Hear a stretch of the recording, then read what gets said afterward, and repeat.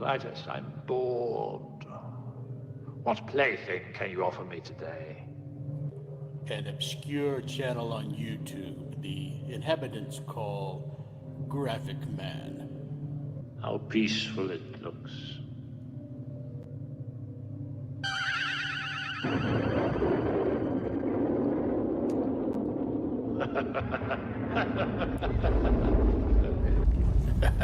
Most effective, Your Majesty.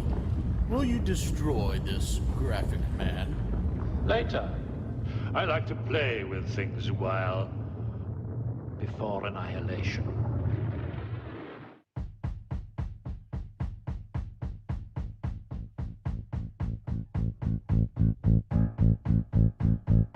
Graphic Man, he likes to draw stuff.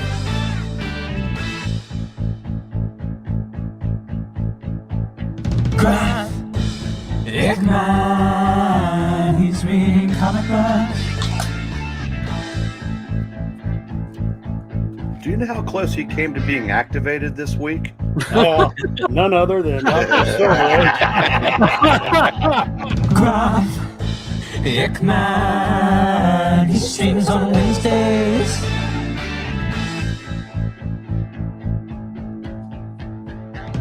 He finds comics for us, does it with no fuss. He draws with a shaky hand, Bronze Age, Silver Age, Golden Age, he's Graphic Man.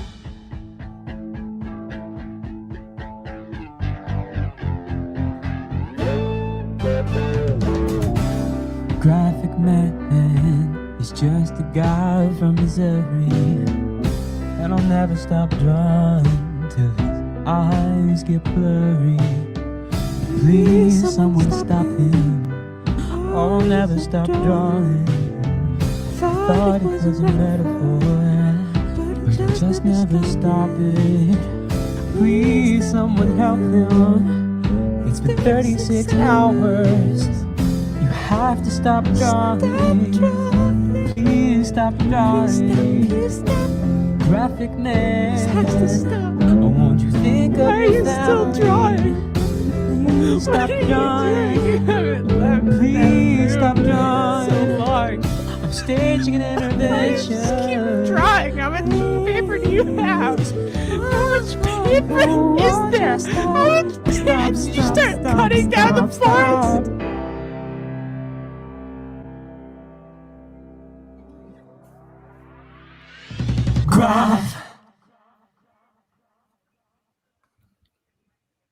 Good Wednesday, everybody. Hopefully things are good with you. The fossils are all set to go. They're raring and waiting, and I'm just now taking care of everybody's microphone. And Jackson Roykirk has always noticed that somebody stole Jambo's glasses. He's right, because for some reason, poor Jambo hasn't shown up yet. So maybe he's having trouble getting around without his glasses. So, but we've got Dr. Silverage, Gratu Orloff, Captain Strangelife, Howler Mouse, our foreign correspondent Paulo Costa, and the great Eric Breen. Also joining us in the chat is Justin, formerly Spectator. Hey, there's Greta. Nice to see you. Lead Paint, Maranya, and I Love Disney and Comics. Good.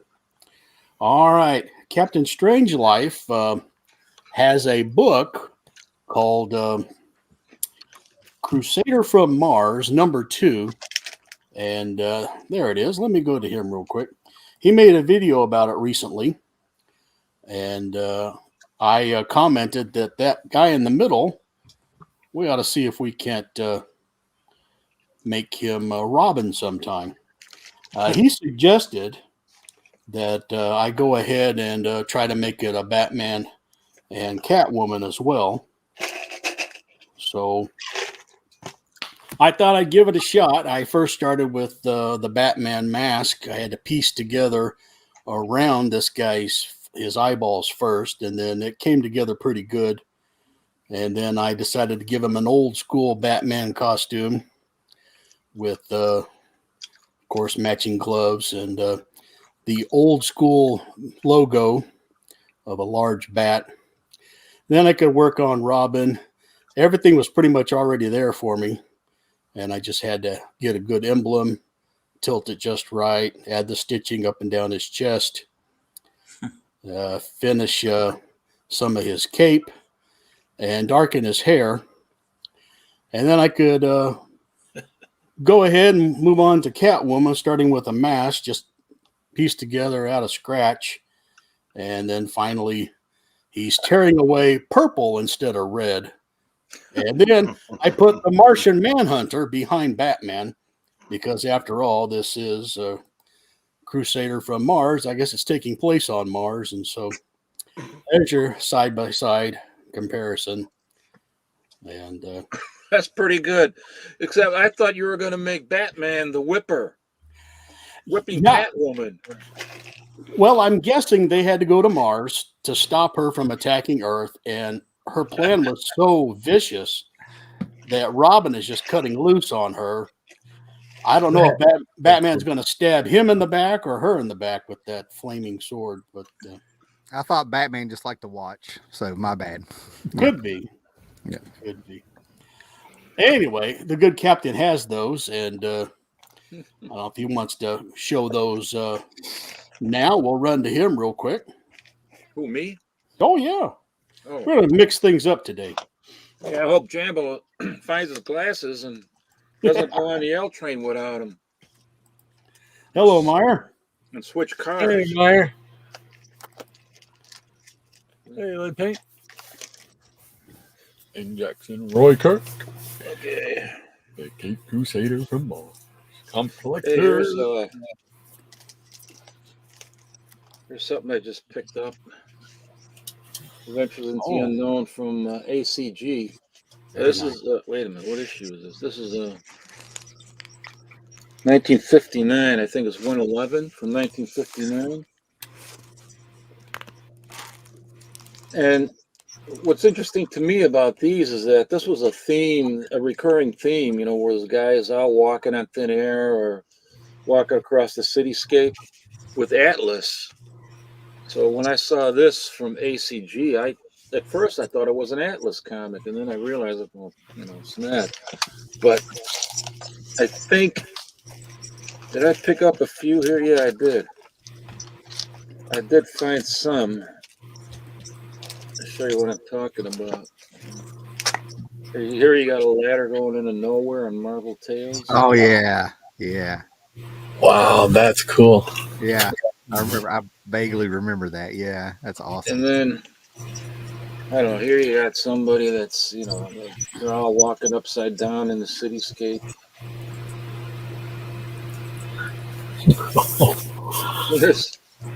There's a Mystery Tales where the lady's legs just decided to leave her body and start, you know, walking on thin air. Would that be a bondage cover?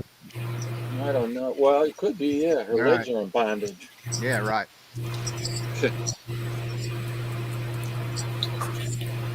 And there's Mystery Tales where this guy is walking down the building reading the newspaper, just casually reading the newspaper. These are all Atlas comics. And here's another Atlas comic where the bridge suddenly appears and it goes over the city to nowhere.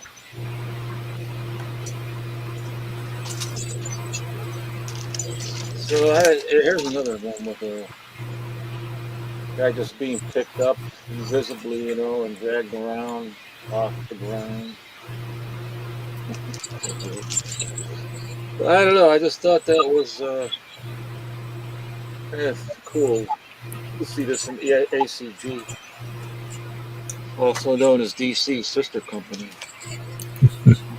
It is. What else do I got? Oh, Adventures into the Unknown. Got a couple more ACGs here.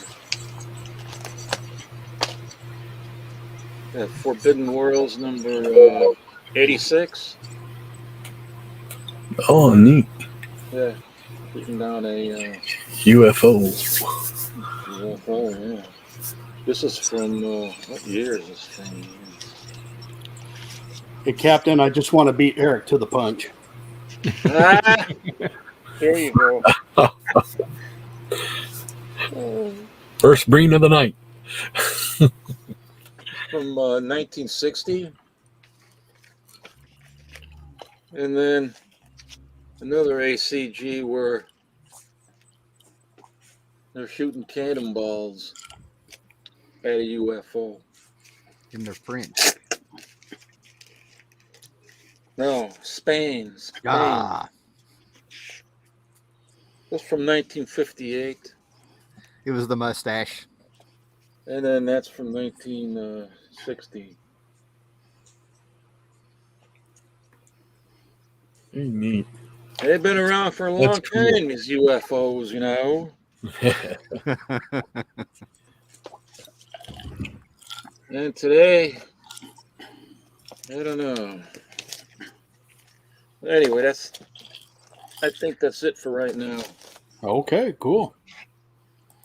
All right. I guess we'll go to Dr. Silverage if he's ready. All righty. I'm gonna show. I got a stack here of some Charlton. So I'm gonna really put Breen to the test. First, How are I'd you, like to Rod? say I love your shirt. The shirt. I love the shirt. I gotta give credit where credit is due. This shirt is a result of Shannon. I saw in one of his videos. He had one of these on. I was like, where the devil did you get that? I gotta get. And he gave me the site and everything. Man, I couldn't get it fast enough. It's such a cool shirt. It's one of my favorites. So it's got the whole cover, the first cover there, wrap around the back and everything. So, but yep, I got some Charlton romance. We're gonna start off with Dr. Tom Brent, young intern. Nice. Headlight cover. Wow.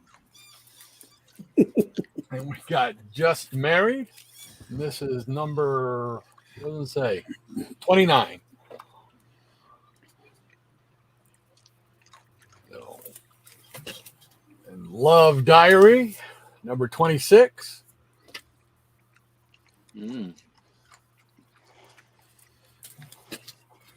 Romantic Story, number 5. Number 65, rather.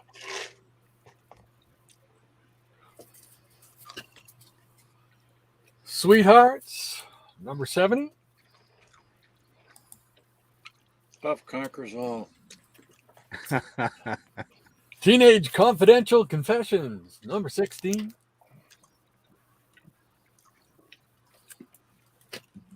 Teenage Love, number 30.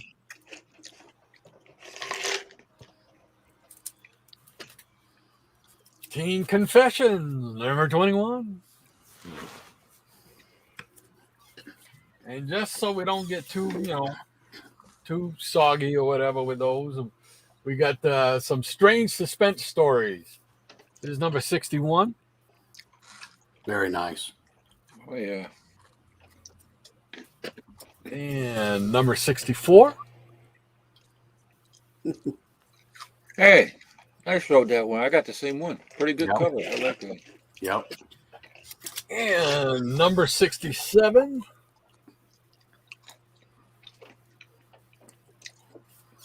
And then we got a couple of Jungle Adventures here. This is one by, this one here is by Skywald. This is number 2. Yeah, those are great. 25 centers. Yeah. Square bounds, gotta love them. And then this is another Jungle Adventures, but it's done by Super Comics. And this is number 18.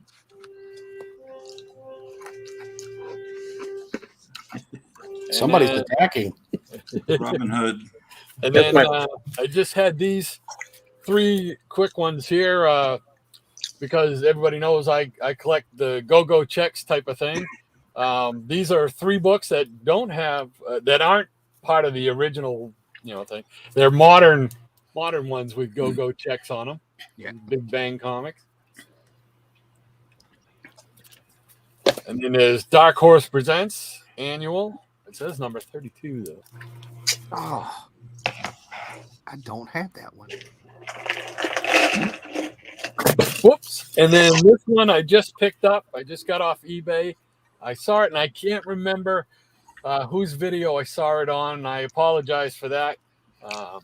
But I had a conversation with them, and by the time we ended our conversation, I had already bought one on eBay. Legion of Superheroes. No. So She looks like the White Queen. there we go. Do you know about Geiger, that Image comic by Jeff Johns? Okay. Yeah, I think they almost every issue don't they have the go checks on there? Yeah, and the big 100-page giant or whatever it was that came out with. Yeah. So. Yeah. I'm gonna get I want the 100-page giant. I'm not gonna collect the series, I don't think, but I do want to get that giant. That looked pretty cool. Yeah, I don't think you're missing anything. I've read it. It's Well, that's what I've heard from a lot of people. It's not. Hey, Rick, how you doing? Great, but. Howler, are you ready? And then Paulo can be getting his files ready. Sure. I'll work it this way. I got some stuff out because I just did a video. I'm not going back as far as you guys real quick, but I got some Neil Gaiman stuff out, Sandman stuff, right? So here's a little special thing that came out in 1994 where it's about safe sex to why? Whoa. Am I all whited out there? Anyway. There's an eclipse. I don't know what's going on. There you go. Oh, we're back. All right. So anyway, this was a little special real thing that came out, and this was for safe sex. They had death telling you to stay alive and wrap it up. Now, what's funny about it, I think it's funny, is there's John Constantine has the same look on me when I bought my trade of Watchmen back in the day, but she's talking about condoms, and she brings out John Constantine like he's going to volunteer to show you how to put one on, and you think they're going to do it, and he gets all sly and hands her a banana. I always thought that was funny because it's being all shady and stuff, right? I don't know if anybody's a Neil Gaiman Death fan, but this Legion of Superheroes number 38 has death in it. Neil Gaiman's death makes an appearance in this. I like that cover. Oh, I'm sorry. That cover. I like the colors in that cover. Well, in the future, this is where they blow up the earth, and we survive by having all the cities, big cities, just kind of they have their own little dome, and they all float away. Then they all touch each other. It looks like a honeycomb hive floating off into space. Oh, that's cool. Yeah. Do they blow up the earth with an Illudium Q36 explosive space modulator? My space modulator. If I wrote it, they would have. That's exactly how we would have went down. Yeah. Wait a minute. I'll just go ahead and show it. Was that Marvin the Martian? Yes. Yep. Mm-hmm. Absolutely. There's what's left of the human race. Wow. That's probably too much. Yeah. There's the earth. It's gone. Wow. And there's that big appearance of death that had this book hot for a hot 5 minutes. Yeah. We'll put that to the side. And I'll skip that because I don't have all of them right now. But here's some Copper Age. There's your Sandman number 1. My favorite issue out of this first 6 issues here, this is Sandman number 2, where they brought back Cain and Abel. This is the one that really hooked me. It has Cain and Abel and all the witches from the Witching Hour. This is where he makes them characters proper in the Dreaming. Constantine issue. First appearance of Lucifer, and yeah, I did get that for $6. And this was my first issue, and you notice it's got a UPC symbol. I got this like in 1988 or 89 at a Walden Books, and I never been to a comic book shop yet, and this was all fancy to me because they had books they didn't have on the spinner racks. So I wanted to keep it mint. I didn't know it peeled off. This is just what the store did. So this is now part of the book, and it has bled through the pages. Oh, no. Oh. And the big one, the big first appearance of death. Yeah. So I'll just show a few things here, but I get to stick around for the night and stuff, right? So I went to Knoxville, Tennessee. We had to pick the wife up. That's 3 hours from here, and they got a store called McKay's, which is fantastic. There's two of them, one in Chattanooga, Tennessee, Knoxville, Tennessee, and it's fantastic. It's a big warehouse. People bring in used pulp novels, DVDs, movies, game systems, and comics and stuff, and you can get store credit for what you put in there. So it's like a major, really nice secondhand store, right? So I ended up picking up a few things, and this is a special edition where they reprint the annual with new John Byrne stuff from 1983, where they reprint the Jack Kirby Stan Lee Submariner attacking the surface world, right? Yep. Well, I was reading this, and all of a sudden it got really weird because they messed up in the printing. You get pages like 9 through 13, and then when you get to page 13, you turn the page and you're back on 9, and it's 9 through 13 again. Then it picks up on page 30.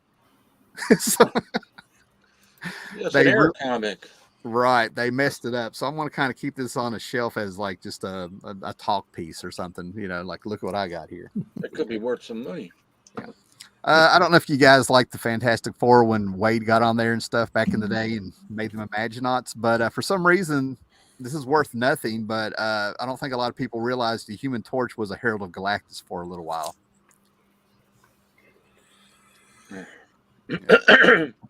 What else we got here? And this seems to always elude me, the number one of this, but when Batman Year One came out, they picked up on that Year One Catwoman that was in there, and they had like a 4-issue miniseries come out in the late 80s. I can never find number one, and this is my second set of 2 through 4, just because they're in better shape. These blow my mind, how these are actually starting to become worth money and stuff, but this is the first appearance of X Factor, and they're only on the cover, and on the inside it's just 3 paragraphs that tell you absolutely nothing of what's going to happen in the book, just that they have big plans. Little did we know the first creative team would only last 5 issues after they had like big plans and things really scoped out for the book. Got laying around here. And then I don't know if you guys know Fables. I know I'm not showing the old stuff and stuff, but there's 2 issues of Fables, number 28 and 29. Do you like the Universal movie Wolfman versus Frankenstein? Because they do that. They have Big B Wolf, the big bad wolf that blew down from the fairy tales, Little Red Riding Hood and the 3 Little Pigs. It's all the same guy. But he's in World War II doing his best Sergeant Rock and everything like that. And they're in Transylvania, and they have to go into this castle because they think there's Nazis there, and the Nazis are made of Frankenstein. So he gets all wolfed out, and you have Frankenstein versus the werewolf. It's like the only 2 issues of Fables I would push on people if you're a fan of those. I was like, I can't believe they did this. It was so cool. Yeah. And I'll go ahead and show these here, man. I've showed a few people here before that and stuff, right? But I was a big fan of Bloom County and Outland. Okay, Billy and the Bongers. And it's really interesting to read these now older and pick up more on the political stuff that was in here. But I mean, if there's ever anything that wanted to take you back to the 80s and stuff like that, this is it. What's fantastic about this is that they were a real band in the series, in the strips, and it comes with their floppy disk record here. Oh, that's cool. So you get to hear Bill Pat and Opus and all of them actually play and sing on this. Okay. I pick these up at flea markets whenever I see them. They all deserve a home. So, and here's the author, Berkeley Breathe, sitting there walking with a rhino by the tail. I've never got the story on that. One of my favorites, I don't know if you guys remember the Mary Kay sellers back in the day, but Night of the Mary Kay Commandos. Never heard that. Berkeley Breathe with his favorite audience, the rabbits, showing his strips. I haven't read this one yet. Oh, and look at this. See if you guys remember this one. This is stuck in there with them. Did you guys like Grimmy? King of the Heap. Yeah. What was that? I never heard of that. Yeah, they take fairy tales and that. This actually was a Saturday morning cartoon for half a minute and stuff from the comic strips. It's Mother Goose and Grimm, and it's a old lady duck and her dog, and she lives in the shoe. They take all the fairy tales and they sort of comic strip them up. And this can go with the romance comics you guys have shown earlier tonight. Outland, because his kisses are dreamy, but those hairballs down the cleavage, oh my God, sob. Oh Lord, man. One of the most underrated, they actually animated this. This was an actual book that wasn't in the strip, A Wish for Wings That Work. And there's a support group for flightless birds. Okay. And there's a little Kiwi walking around screaming, talking about his wife left him for an albatross. You know what I'm saying? Big wings. Penguins and Dreams. Oh, and I got another one of those. Yeah, apparently I like that one a whole lot. So the hairballs. The hairballs down the cleavage. That's a deal breaker. Yeah. All right. Well, we'll head to Paulo. And it's now time to go to France to meet up with some Portuguese people.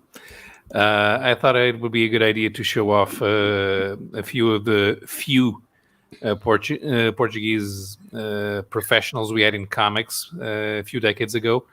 And Eduardo Teixeira Coelho was one of the first.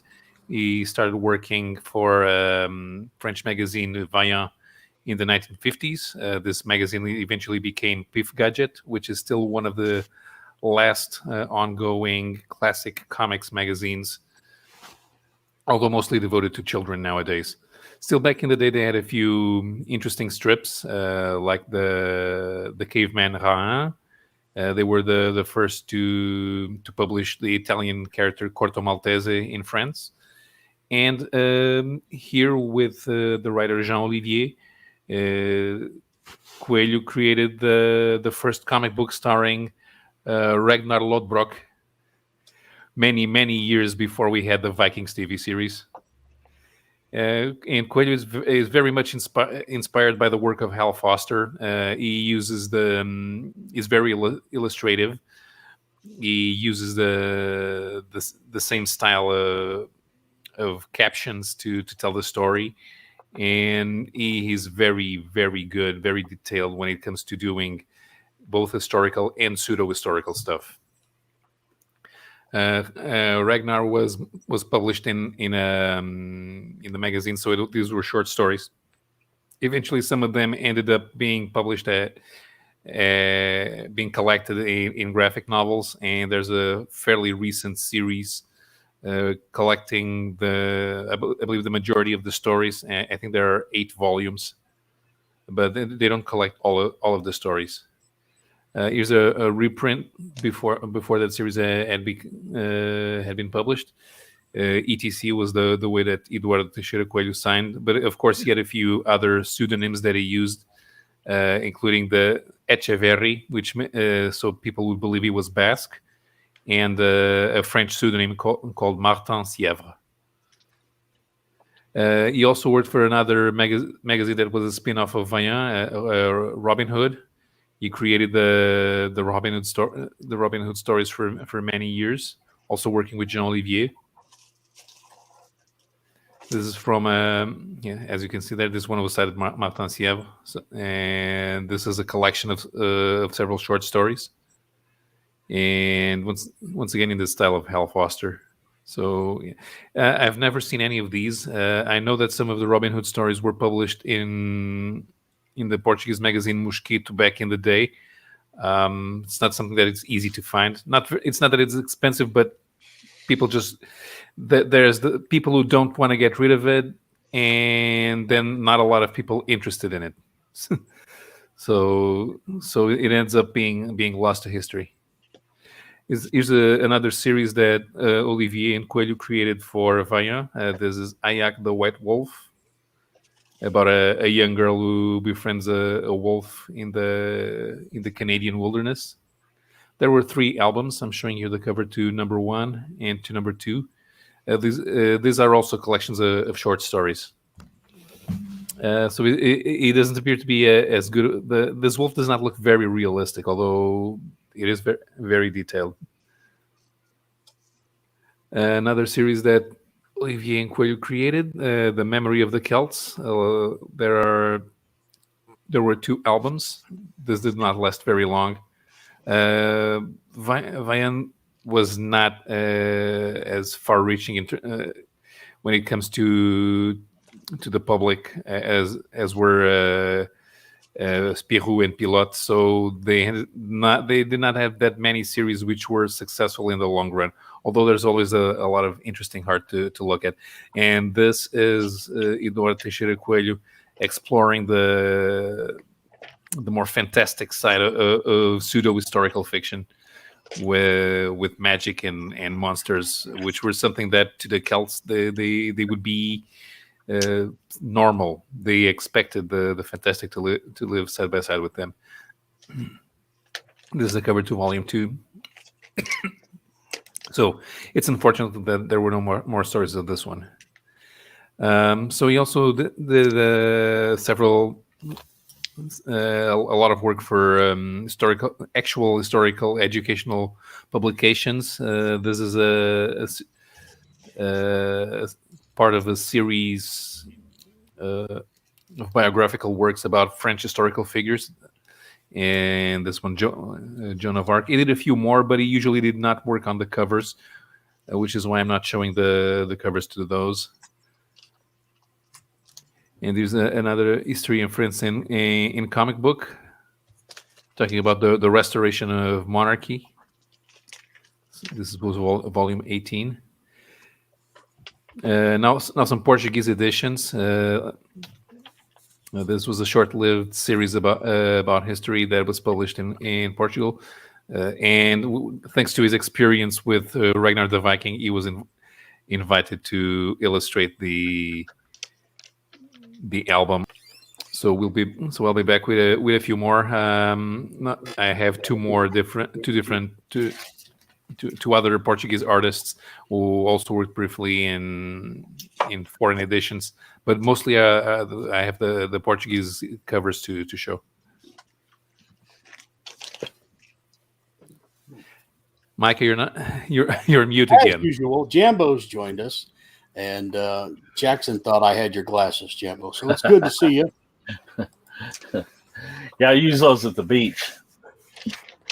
Those are awesome to have at the beach. All right, while you're getting situated, we'll run into Gratu. Okay. Well, I was looking at I slammed a door on my head. I was trying to keep the dog from going into the master bedroom, and I quickly closed this heavy wooden door right to my head. I was going to say Amber Heard threw a sconce at me. Yeah. Because they're always throwing sconce. I didn't even know what a sconce was. I was watching this Depp Heard trial. And they're always talking about, he threw a sconce at me. She threw a sconce. You got to be a rich person that owns whole villages in France to know what a sconce even is, I guess. Because I wanted to show you. I was looking up this store about an hour and a half from me. I was trying to find stores that actually have old comics. And they've got this Charlton comic that was $65, and they're selling it for $50 on sale. And but tell me, it's pretty spectacular spanking cover, but yeah. But is that a $50 book because of the spanking? What issue is that? What number is that? It is 73. My comic shop does not have it in stock. Okay, and the title again, real quick. For Lovers Only. Okay. Doesn't it have markings on the cover? Are those markings, or are those like Charlton's attempt to draw seagulls? Let me see. Let me look. I have like a magic marker. Yeah, it is, because here's mycomicshop.com's picture. No. Pay $50 and it's got magic marker all over the cover. So I know that store is. I'm sorry. What was the issue number again?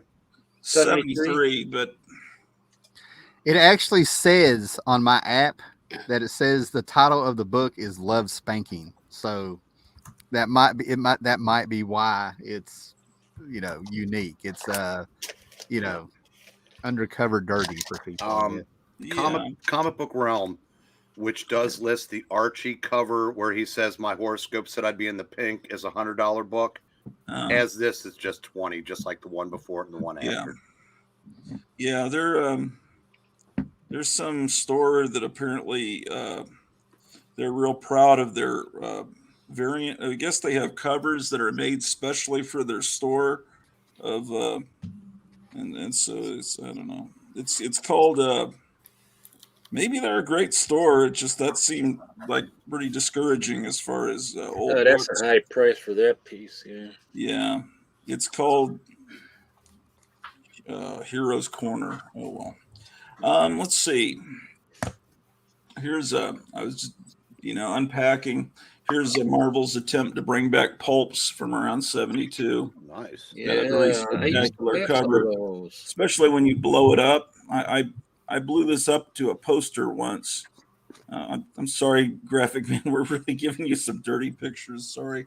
I didn't realize that there was, but I guess you had, I didn't even realize that character that you turned into Robin was ripping the clothes off. It's like, I didn't even see that until he, but anyway, yeah, I'm not trying, but this is, that was Gray Morrow and this is Kelly Frias. But it's just gorgeous. Anyway, enough of the dirty stuff. Let's see. Well, here's an actual real pulp, but it's a little dirty. But, oh yeah, look at that one. Let's see what else I have. I don't really remember what I've shown on here and what I haven't. This is stuff I've had for a while. I mean, I haven't bought anything recently. Another ACG. Yeah, I got it's Unknown Worlds number 47, I think. See, this I bought back in Texas for just a few dollars. My Only Love.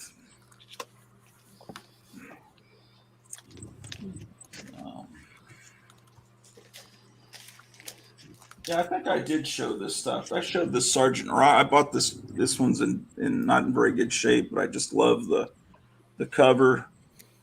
Pretty sure I showed it on this show. I just love the look on his face and the fact that it's a little kid, which is the way it was at the very end of the war. They had old men and little kids that didn't even fit in the uniforms because everyone had been killed off. Yeah, I showed this stuff. Here's Where Monsters Dwell, number 7. Oh, I love that stuff. But just the opening,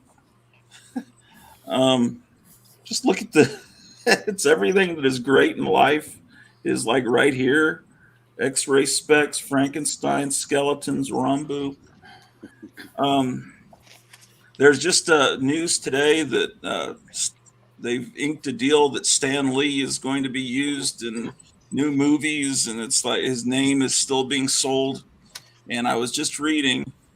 Have you guys seen this letter that Wally Wood wrote about Stan Lee? I saw it on Facebook. Do you even know have you heard this? No. It's interesting, and I kind of go back and forth. The debate about Stan Lee and whether he's just a huckster, but then that ripped off all these great artists. But the thing is, these great artists could never really, they had great ideas, but they couldn't write the dialogue. So their books, I really don't think if Stan Lee wasn't there, that Jack Kirby could have made Fantastic Four anything other than about as successful as Challengers of the Unknown. And it's like Wally Wood, brilliant, but he couldn't get those superheroes in, up to the next level, the Dynamo and No Man, those heroes. But anyway, he's writing about Stan Lee. It's a typed letter here, and he makes a mistake and writes about Stan Lee being the son, I guess, of Martin Goodman, but he was related to him, but he wasn't actually his son. It says, what makes Stan Lee run? You want just a few paragraphs? Can I read it? Sure. It says, once upon a time, many years ago, a young man, born the son of a famous comic book publisher, decided to become rich and famous. He had no he had no idea of how to go about this at first, lacking both the brains and talent to achieve this goal. But he was driven by one emotion, rather two, envy and hate. Envy for the people who were responsible for his enviable fate, and hatred for the people who could draw, in all capital letters. Comics are, after all, an artist's medium. I've never read a story in comics that I'd bother with if it were written in novel form. Did I say Stan Lee? Hold on. I have to scroll on this because I can't read it all on one screen. Did I say Stan Lee had no smarts? Well, he did come up with two surefire ideas. The first one was, why not let the artist write the stories as well as draw them? And the second was, always sign your name on top, big. And the rest is history. Stan Lee, of course, became rich and famous over the bodies of people like Bill and Jack. Bill, who had created the character that had made his father rich, wound up coloring and doing odd jobs. And Jack, well, a friend of mine summed it up like this. Stan Lee and Jack have a conference. Then Jack goes home, and after a couple of months gestation, a new book is born. Stan Lee gets all the money and all the credit, and poor old Jack gets is a sore asshole. So you can see the bitterness in Wally Wood, and why he ultimately. I guess he was trying to say that he got screwed. I think so, yeah. But or asshole, yeah, that would be. Didn't they have Vaseline in the '60s? I'm just wondering. But this dialogue, in the names of these characters, the monster stories were not written by Stan Lee. They weren't officially. Officially, they were written by Larry Lieber. We actually have no idea, and I'd sure love to get one of those guys who does writer spotting for the Grand Comics database to one day see if he can identify the style in that story. I'm pretty sure there's a lot of Don Rico material in there that we don't know of because Rico was working. Rico was already working for Hollywood at the time. Did Stan Lee alert? Yeah, but Rico did not want the Hollywood people to know that he was still writing comics because he was making less. He was writing them for cheaper than he was writing for Hollywood. Did Stan Lee and Larry Lieber ever reconcile? I'm just wondering what Thanksgiving was like after Atlas Seaboard. I mean, did they ever? Well, Larry drew the Amazing Spider-Man comic strip. Oh, that's true. Wrote it rather. John Romita drew it. Right. Well, at that point, Stan Lee was obviously, another part of the country. Oh, well, I just thought that was interesting little bit of interesting thing that popped up on Facebook. I've never seen real quick. I mean, I don't want to take off, but did you ever watch Searching for Steve Ditko, the hour-long special? Oh, yeah. Mm-hmm. They got Stan Lee. Yeah. Okay. Yeah. That's that guy. What is his name? Jonathan Ross. Yeah. He had a great show before that called Incredibly Strange Films, and that was really good. Here's Boris Karloff that's probably already been shown. Oh, I like that one. But when I you love the painted covers. Just it's great to be able to really see the detail by getting real close with the camera and then watching it on a 55-inch TV. You can see all this detail. And this one has, in the earlier era of Gold Key, they would have the art on the back. What do they call it now? Virgin covers. Well, they have all these terms nowadays. This is a religious book about Star Wars. He looks like he's a little bit, and he needs to get. He looks like Napoleon Dynamite. Yeah, I know. I was going to say, it looks like he needs to get on the short bus. Unlocking the mystery of the Force. What are you going to do, Luke? Whatever I want. The guy who wrote it was all nuts. Let's talk about goofballs and pep pills, including tranquilizers and LSD. This is from Dallas, so they were all over. They used to be all over the half-price books there, but they're lots of fun. Here's a Mexican comic book. I love how they just completely cover up the title. They just figure, you know what the title is. Come on, you can recognize it from the AS. Skull sells. What? That skull sells. Wait a minute. That wrestler, I can't think of what his name is, but that wrestler was huge in Mexico where he even had action films. One made it to Mystery Science Theater. El Santo. Yes. Yeah, he really was huge. As you can see. The thing about him is he would never take his mask off. So kids would go see him on Saturday afternoon in the movies where he'd fight werewolves and mummies and people from outer space. And then they'd watch him on television. And then if he was ever seen in public, he always had his mask on. And I think his son is a wrestler too. Many of the Mexican wrestlers would do that. Mil Máscaras, Dos Caras, all them guys. They did that. It was a way of life. Yeah. In the movies, the Blue Demon, they'd all team up, and it would be like kind of like early. Yeah, the luchadors are like the original, Sly Stallone and Schwarzenegger and stuff, going way back. Yeah. Right.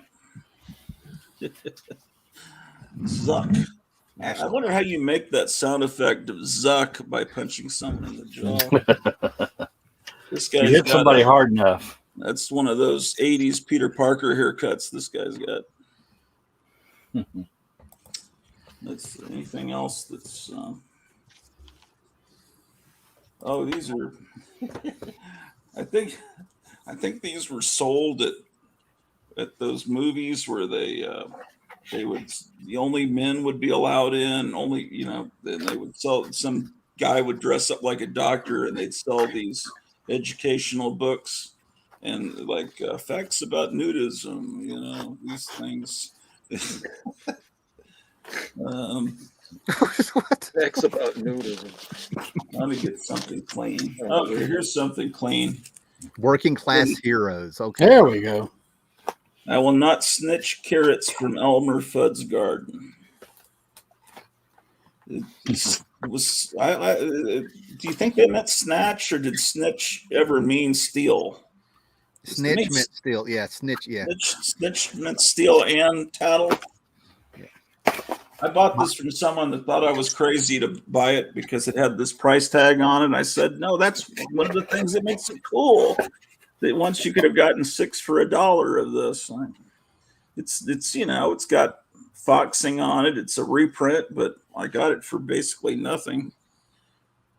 I always loved when that's what they should read comics. I love that when they did that.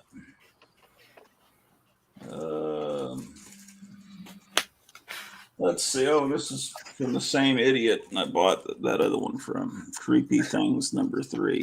Mm-hmm. Look at that. That's a cool cover. Was that sticker stuck on the cover, Gratis? It's stuck on the cover. It's from some 5 and dime store. There's Unusual Tales. Oh, there you go. Yeah, that's cool. Oh, wow. There you go. This is really cool. Charlton. Unusual Tales. Have no idea what number.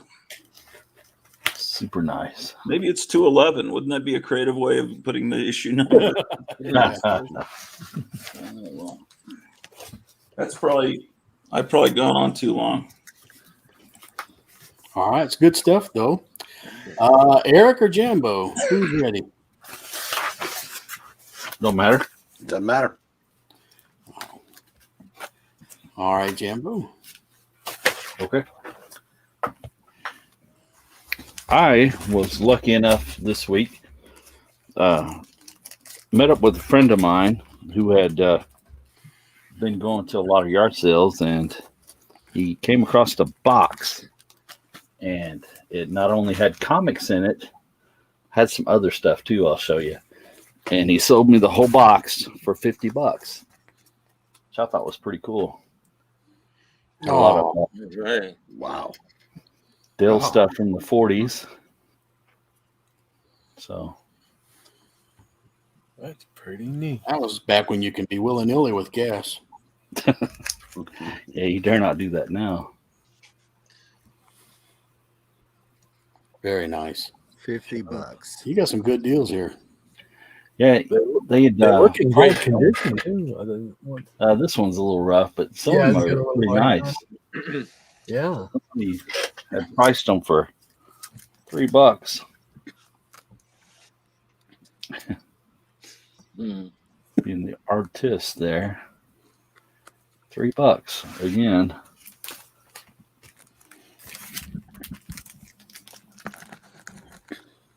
Yeah, most of them was from 1949. This is number 249. Boy. Very nice. The ocean. And I liked this one. It was in nice shape. Oh, yeah. Dear. What? Oh, wow.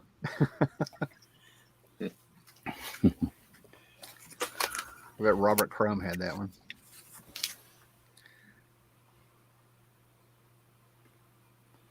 It's number 135. So I guess that's where the Spider Woman cover got its inspiration. I have a gold key reprint of that cover. I think he's got the gloves on. Different color. That's right where my eyes went. Yeah. You got the red ones on there. That's an oldie. 47. Wow. It's number 70. This is definitely $50 well spent. Yeah, I thought so too. How many did you get for 50? There was 17 comics in the box. And Nice. I love that cover. yeah, I like this one. This is my favorite one. So this is all from probably one owner. I think so. Yeah, this is from 47 too. And So they range from anywhere from 47 to like 1950. This is from 1950. Oh, and Charlton 66 isn't here. Yeah, number 36 of Gene Autry. He told me he was if going you're to watching, buddy. He will. There you go. And some Micah, some Donald. There we stuff. go. It's number 300. Nice 4-color. Mm-hmm. Oh, that's pretty cool.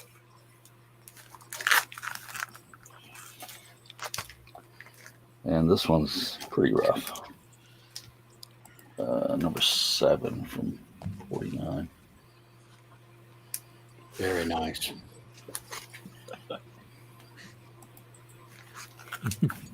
You could probably Graphic Man turn that into acid and have him being, Oh, that's a great cover. I have that one too. Number 7 from 1948. I don't know what volume that is, but cool. See, I'd be the evil Graphic Man, and I'd make those puddles yellow and I'd make him pee. It's just like a homeless person.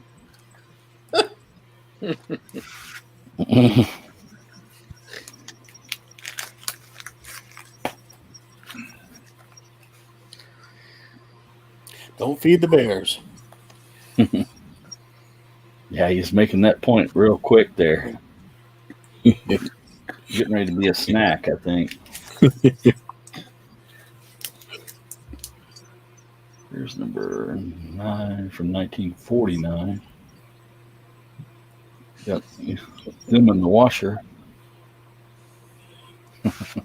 They do look in great shape too, man. Yeah, some of them were nice, and then some of them were, well loved and read. This one had been read quite a bit. It looks good on the camera. Yeah. I've seen a lot worse.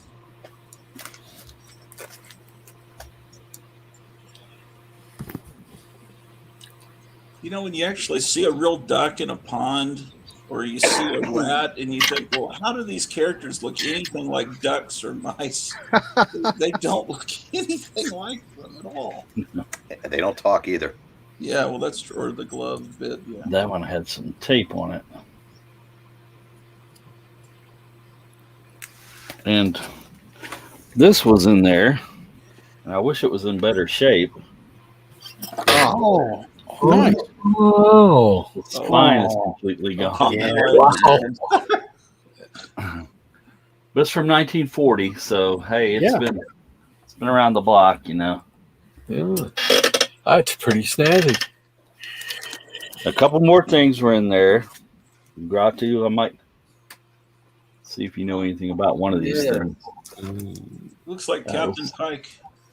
That was in there. Looks like him, don't it? 300 a little bit. And yeah, this was in there. I was happy to see that. Oh, wow. Yeah. I had lost mine. Yeah, I did too in the move. Yeah. I don't know where mine has got to, but I had all 4 of the original ones they did, and they were gone. So I was glad to get that back. But I don't know if have you ever seen that before, Gratu?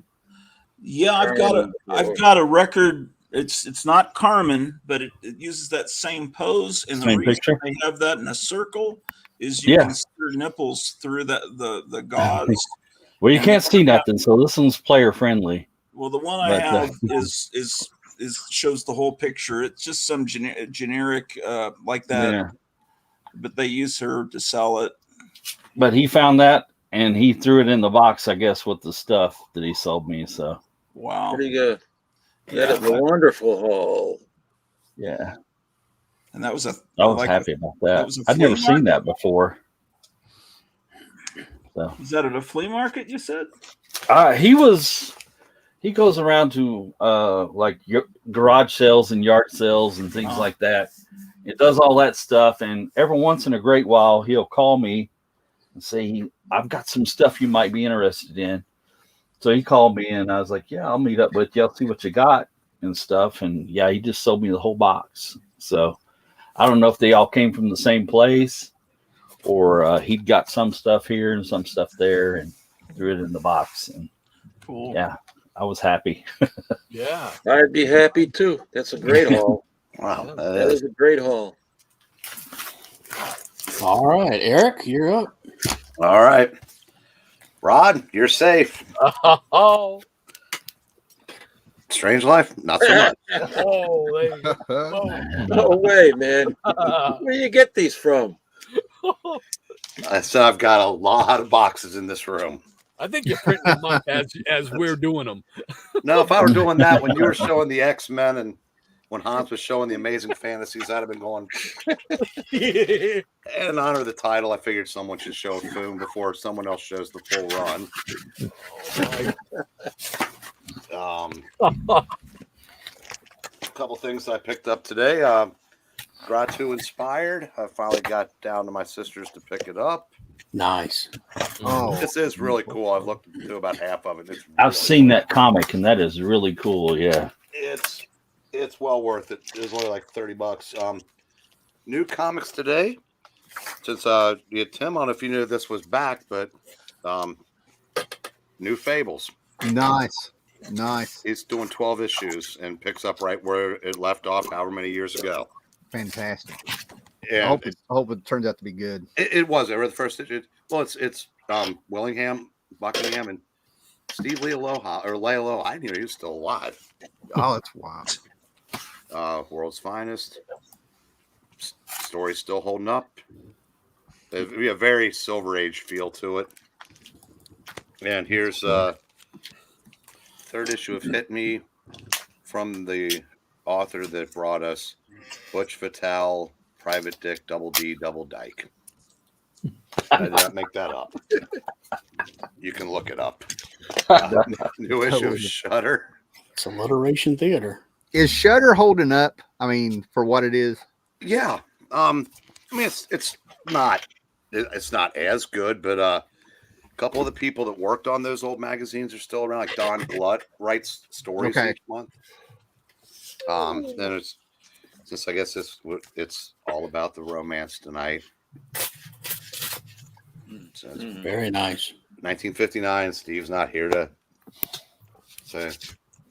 I don't often read romance, but when I do, it's Charlton. Romantic Story 58 or DC. Secret Hearts. I believe that's a John Romita cover. Wow. In fact, I think most of these DC ones are. Heartthrobs. Number 83. Man, you don't see a lot of them anymore. There's 112. Well, I've got these 3 long boxes full of them, and I just reach in there, just pull a handful out, read them, and let's show a couple more for this round. Here's issue I Love You. Nothing like 40-year-old men writing teenage love stories. And this one, I always wondered if anybody knows who this artist was, because he was really good, and I don't think he ever did anything other than Charlton romance. Steve would know. Let's see, another issue of Just Married. See, when I see these, I see movie stars and TV stars of the era. Like that last one you showed had Yvonne Craig in the background. You had one looked like it was Kim Novak or whoever it was in the Birds. The Alex. You know, when I see them, I'm like, they're watching TV shows and movies and stuff. Oh, this is I think you from last year, isn't it, Howler? Isn't that about put that around the right time period? Well, if his legs were hairier, I'd say yeah. And we'll stop here for this round. All right, super duper. I'll show a few in honor of Howler being here. Uh-oh. Yes. That's the best. It's got one of those rings. I thought I'd show some 1959. This is early Brave and the Bold. Oh, wow. That's nice. Very nice. Very, very nice. And staying with Brave and Bold, little Teen Titans, and Batman's son, who's a real jerk. That's a great story, though. That's not Johnny Quest, people. It's not an imaginary either. That's part of the so-called continuity. Yeah. Here's the Wildcat. Yeah, that was cool. Yeah.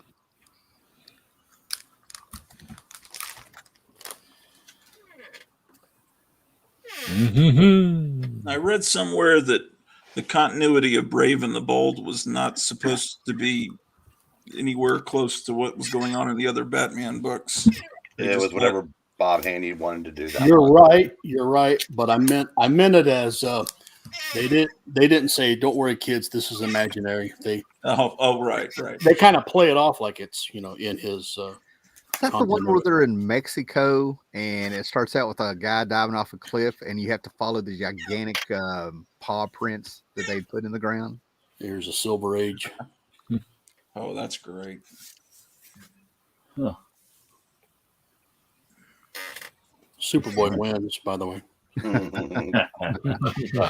It was fixed. You guys should expect this from me every now and then. It's the unexpected. This one, they're transitioning from the before horror into horror, but they still got the old logo going. So that hippie looks like he's on dope.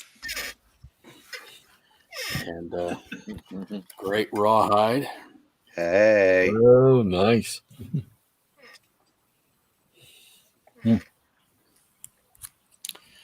And DC Superstars. Yeah. Just back in the Bronze Age. Love that stuff. Yeah. I love how to be in the Adult Legion, you just had a receding hairline. That's all you needed. like a fossil. So. Yeah. All right. We ready for Dr. Silver Age again? All righty. I'm gonna show some Marvel Silver Age here, and then I'm gonna finish up with a minor key book that, for me anyway, it's been one I've been wanting to get. Didn't think I would ever get, and I got it. But we'll start off here with some Daredevil. We got King Size Special #1. All right. Very cool. Built man down there. Love those square bound 25 centers, man. King Size Special #2. Oh, the Birdman and the probably cat. Yeah. And then we go to Daredevil #10. Is that a wood cover? I believe it is. I believe so. I think that's the last one, I think, maybe. Okay. #9. Number 9.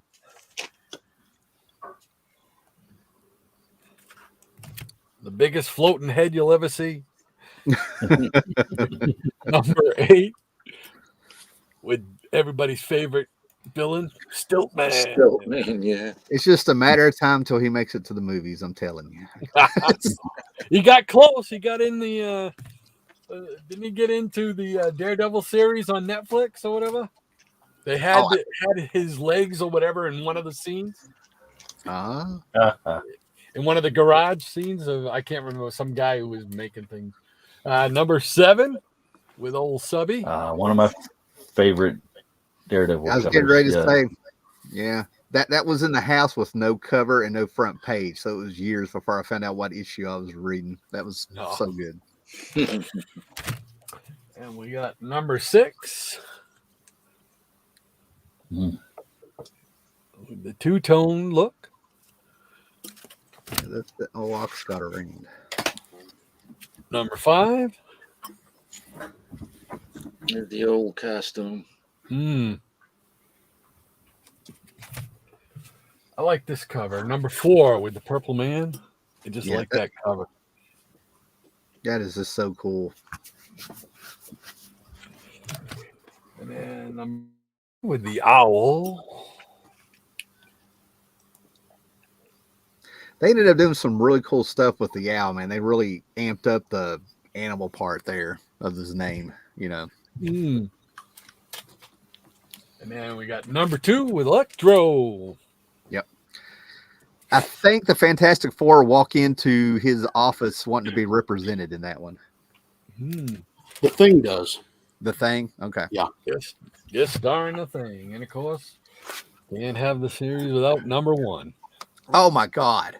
It's nice. What the? How long have you had that? This, I believe, probably late 80s, early 90s. When it was still affordable? Yes. Yes. Right place, right time. Just showing Eric Bring. So. All right, and then I just got this in the mail 2 days ago, and it's a minor key for me, a big book of a character that I'm trying to collect all the appearances of. Doesn't get a whole lot of love nowadays. You don't hear about him too much. And this is Our Army at War, #151. And it's the first appearance of Enemy Ace. Nice. I didn't know I wanted that until you showed that. I'm just saying. I wanted it for a couple of years now, and I was like, man, it's like, out of price range and everything, but you get these notifications from eBay, and just happened to see that one come up, and I'm like, let's check it out. And it looked good. The price was right for me because I don't like to spend a whole lot of money on them. But So I'm really, really psyched to have that in there. So now I got his very first appearance. Still got quite a few to go, but that's probably the hardest one. Yeah, you got the hardest one out of the way. Congratulations on that one. Thank you. Fantastic. All right. Get ready to type a message in the chat. Hey, you got one. Good. Now I can say my work is done. That's it. I have been breened. My night is over. My night is over. I have been breened. Hey, let's run to the captain, and then Paulo will be getting ready. Yeah, all right. Let's see what I got here. I don't even know. Here's one, Forbidden Worlds with a Ogden Whitney cover. Here. I'll just take it out of the bag here. Ogden Whitney. Wow. Nice shape. Pretty nice shape too. Yeah, I was gonna say it's really nice. It's got some chipping on the bottom there. Still, But, white. It's white. Yeah. You know what's interesting about this? Let me see if anybody can guess who did this artwork. I know it only because I checked it to see who the artist is.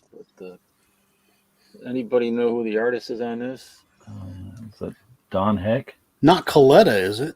No, neither one of those. John Constanza? No. What year is it? This is shit.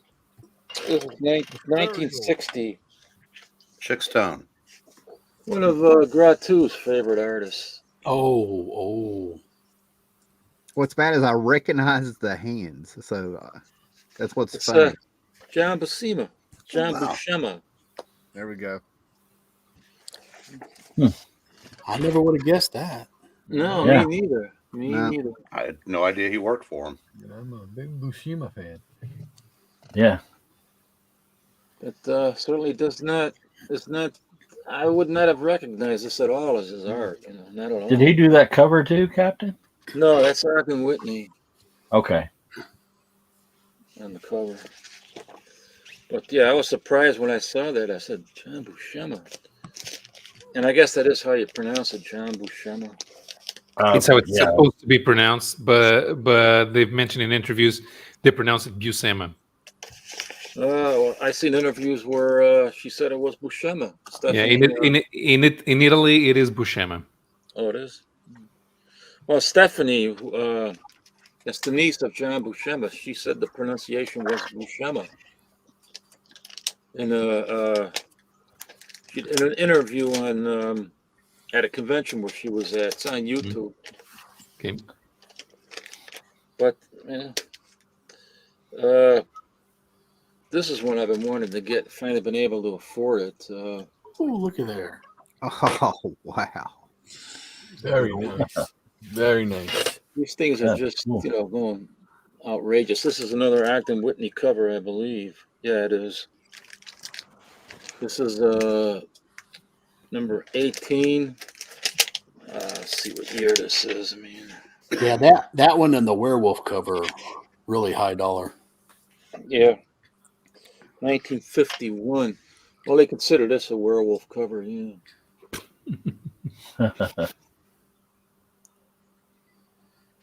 1951.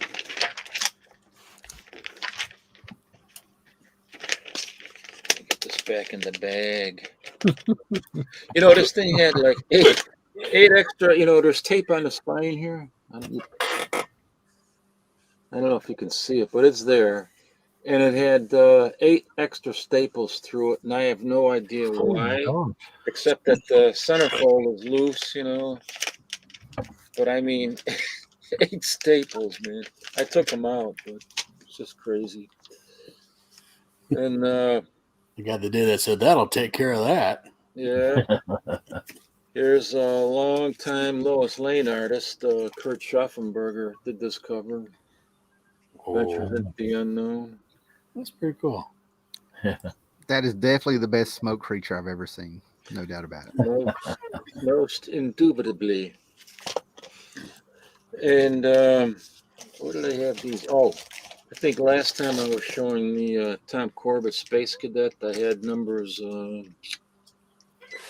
This is number 2. Yeah, this was number 2. That was number 3. And I was able to pick up number 1. So very nice. Wow. 1955. Awesome. And let's see. Oh, well, here's something interesting. I was over at the Dollar Tree. You know, I go to, well, it's actually the $1.25 tree now. Yeah. Everything's $1.25. But they have the series. You know, they have their own. You know, toys. They get the manufacturers make toys for them, and this is one of the things that they have. Like, just call it military action figures, and they have another one that's called Final Faction, which are all, you know, toys like figures like this, except they're sci-fi figures. It takes they battle in the future, 2050 or something like that. This is just some accessories that you can get, and it takes place at a future Earth, but now they put out a comic book that's sold only at the Dollar Tree, which is this. I'd love that you were able to put all that together. That it's all. Look, the origin story. Ooh. Yeah. First edition. Woohoo! I never would have put together that the toys tie in with the book. Never. Yeah, that's what they. Let me take this out of the bag for a second here. And I got Comic Mag Musings and Jackson picking on me tonight. But I was surprised to see that. I said, "What the hell?" There's the back of it. That's supposed to be the second issue that's coming out. Jambo, you want me to start picking on you too? Or? I might as well.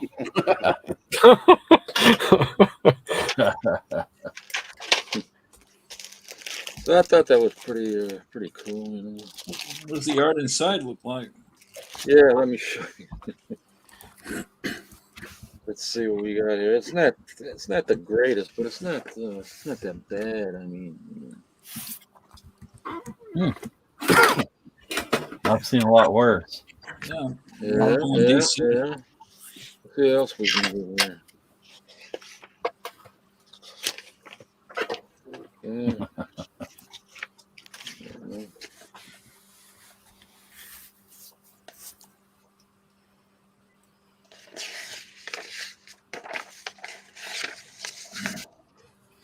And they got fake ads. Fake ads, yeah, I love this. It's so cool. That's pretty clever. Yeah, you know, $1.25.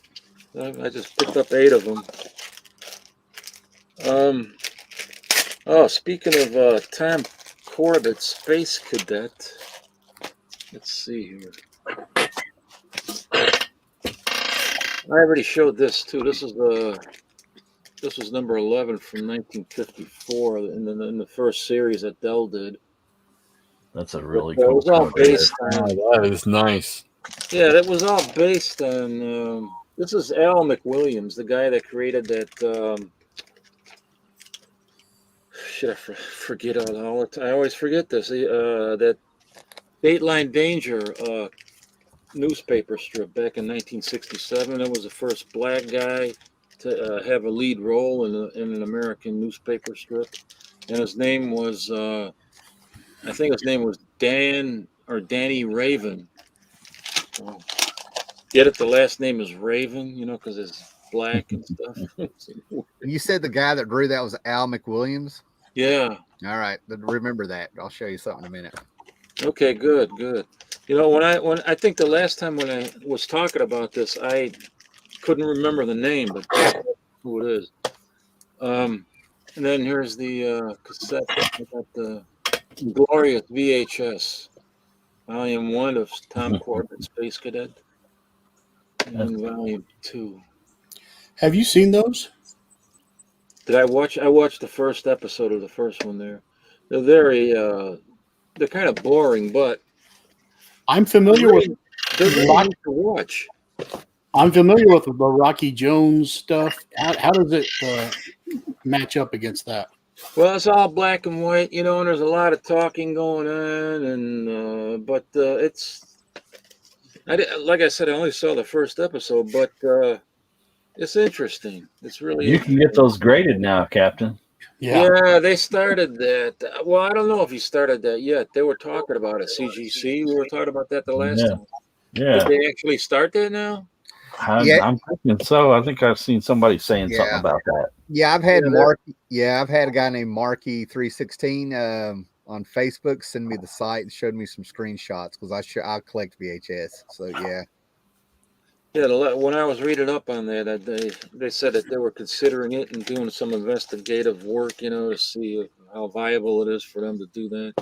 But I guess they're not going to be able to, they'll probably just rate the case. What do they call it? The jewel case or whatever this is? I never known what I guess I didn't know the name of it. I know the covers are like clamshell and stuff like that. Right. They have names for those. But it seems like if you have a sealed VHS of anything from the 80s and 90s, that's where the money's at. If it's still sealed in the plastic unopened. That's what it looked like to me. Yeah. And then there's no way that they can check the tape itself to see if it's any good.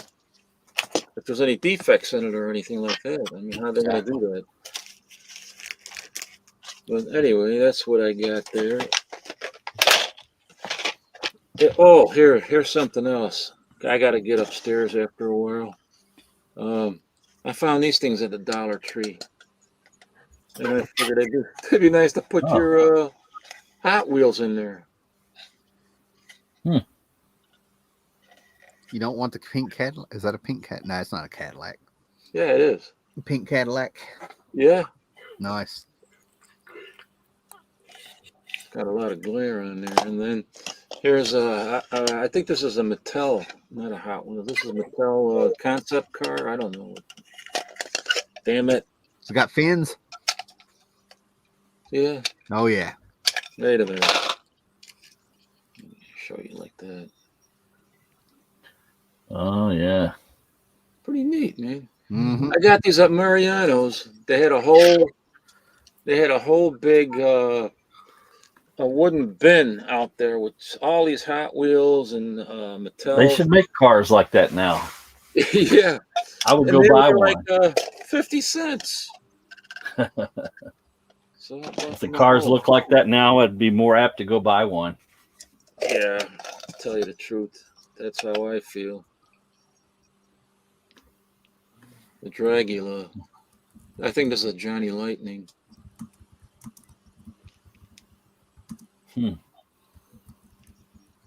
But yeah, the problem is with this darn thing, with trying to show it in these cases, you get the glare, so it's pretty hard, I guess. Oh, there. All I need is a turntable now, operated on batteries, and it turns it around like this.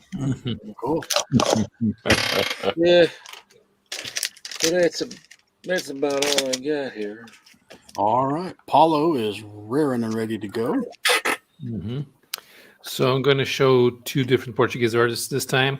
Let's start with Augusto Trigo. He only started doing comics when he was 40. He had a long background in illustration, and he provided covers to a lot of the science fiction novels that were published in the Argonauta collection for pocket books. And this is part of a series about Portuguese folk legends, where Trigo provided the art and the cover, volume 1. The text is by Jorge Magalhães, who was the editor of the two most important magazines of the late 70s and the early 80s, Mosquito and Mundo de Aventuras. Magalhães' daughter, Maria José Magalhães, later Maria José Pereira, was a longtime editor of Mary Berica. She was acquainted with all the big French artists. She's retired now, and now her son Ricardo Pereira, and now has his own publishing venture. So it's three generations of people involved in comics in the same family, starting with the writer to this one, Jorge Magalhães. Well, he knows how to draw beautiful women. Yeah, so yeah, Augusto Trigo had an interesting thing. He did the covers for a series that reprinted comic book. That reprinted comic strips, but he did not create his own art. He traced over bits from each strip and assembled the cover with it, so you can see the original style. And then, but then he did it as painted. Oh, here's volume 3, much more interesting. Now in that painted style that he's good at. Wait, this was 3. Okay, this is part of a different title.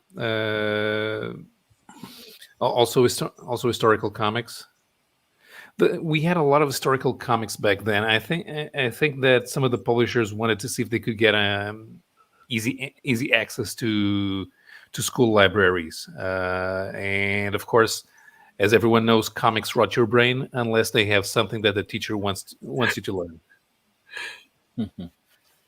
A bit for this is from this is created by Eduardo Teixeira Coelho, the guy who I showed in my first run earlier, but the cover is by Trigo. Trigo was at this time. Trigo was just better at doing covers, and yeah, this is a sort of a Cossack warrior, but in the Old West, the Black Falcon. Yeah, that composition's awesome, and he framed it with the cane. That's well done. The way he framed it with the canyons and all that stuff. It's fantastic. And look at that. Yeah, and there's Trigo contributing another cover to something another thing that he didn't draw. Tomahawk Tom was by Vitor Peon. He did a few things back then in the early '80s, and then he kind of disappeared. But at least having Augusto Trigo doing the cover art on these issues, it kind of unified the title and his painted style was great. So this is this was a short-lived Western series called Wakantanka. It's going to take a lot of effort to draw something like that, is what I wanted to say. Yeah. Man. It's unbelievable. Yeah. I'm actually looking for this series. See if I can find the 2 albums that existed. This is volume 1, and this is volume 2. I actually prefer this cover.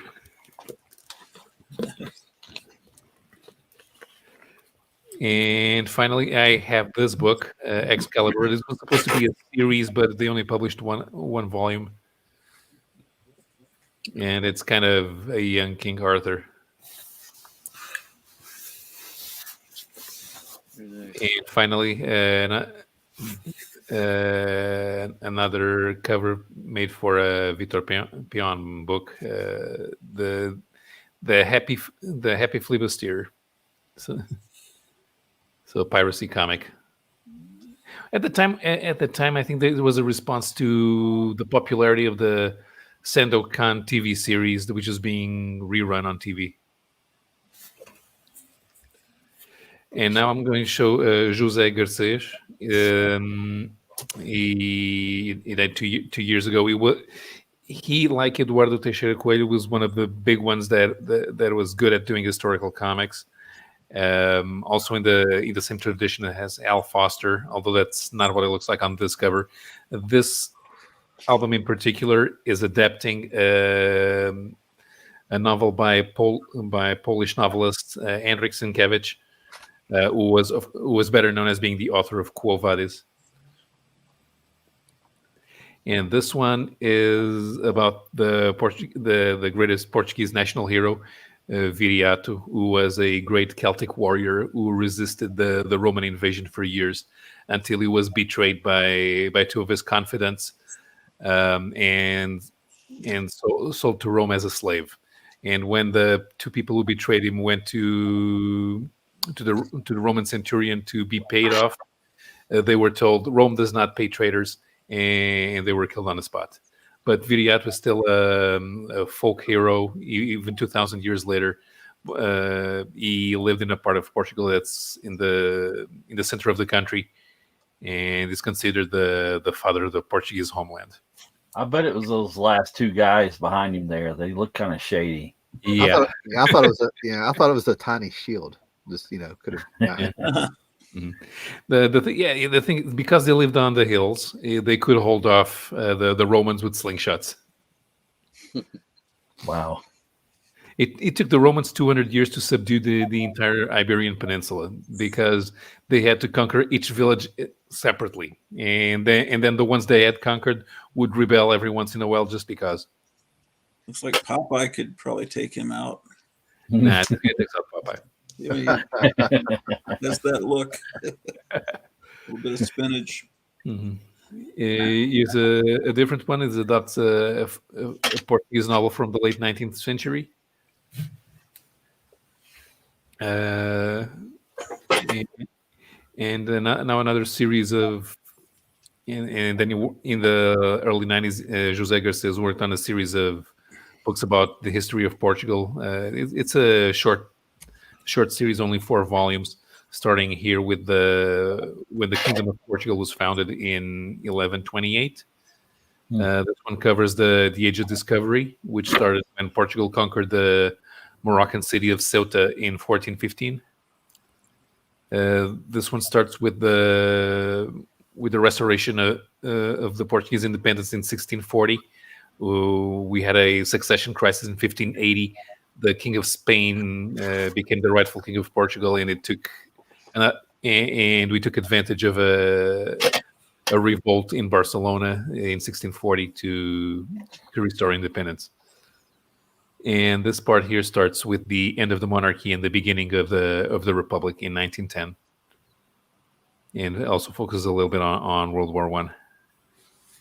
And that is it. So yeah, I wanted to take the opportunity to show this is not something that Portugal is not a country that appears that shows up when you try to tell the history of comics around the world.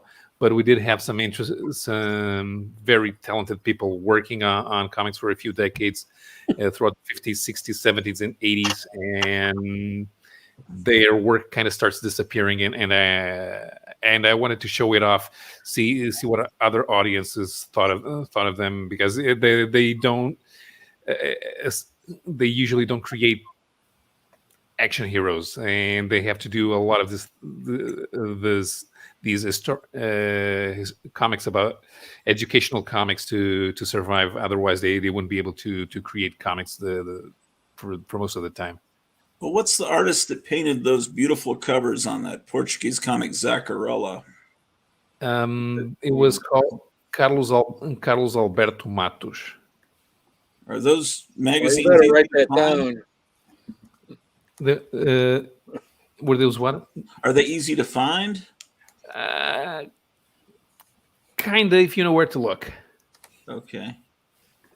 There was an attempt at bringing back the character, and about 20 years ago, it kind of failed. But it's not something that nowadays you can do in Portugal.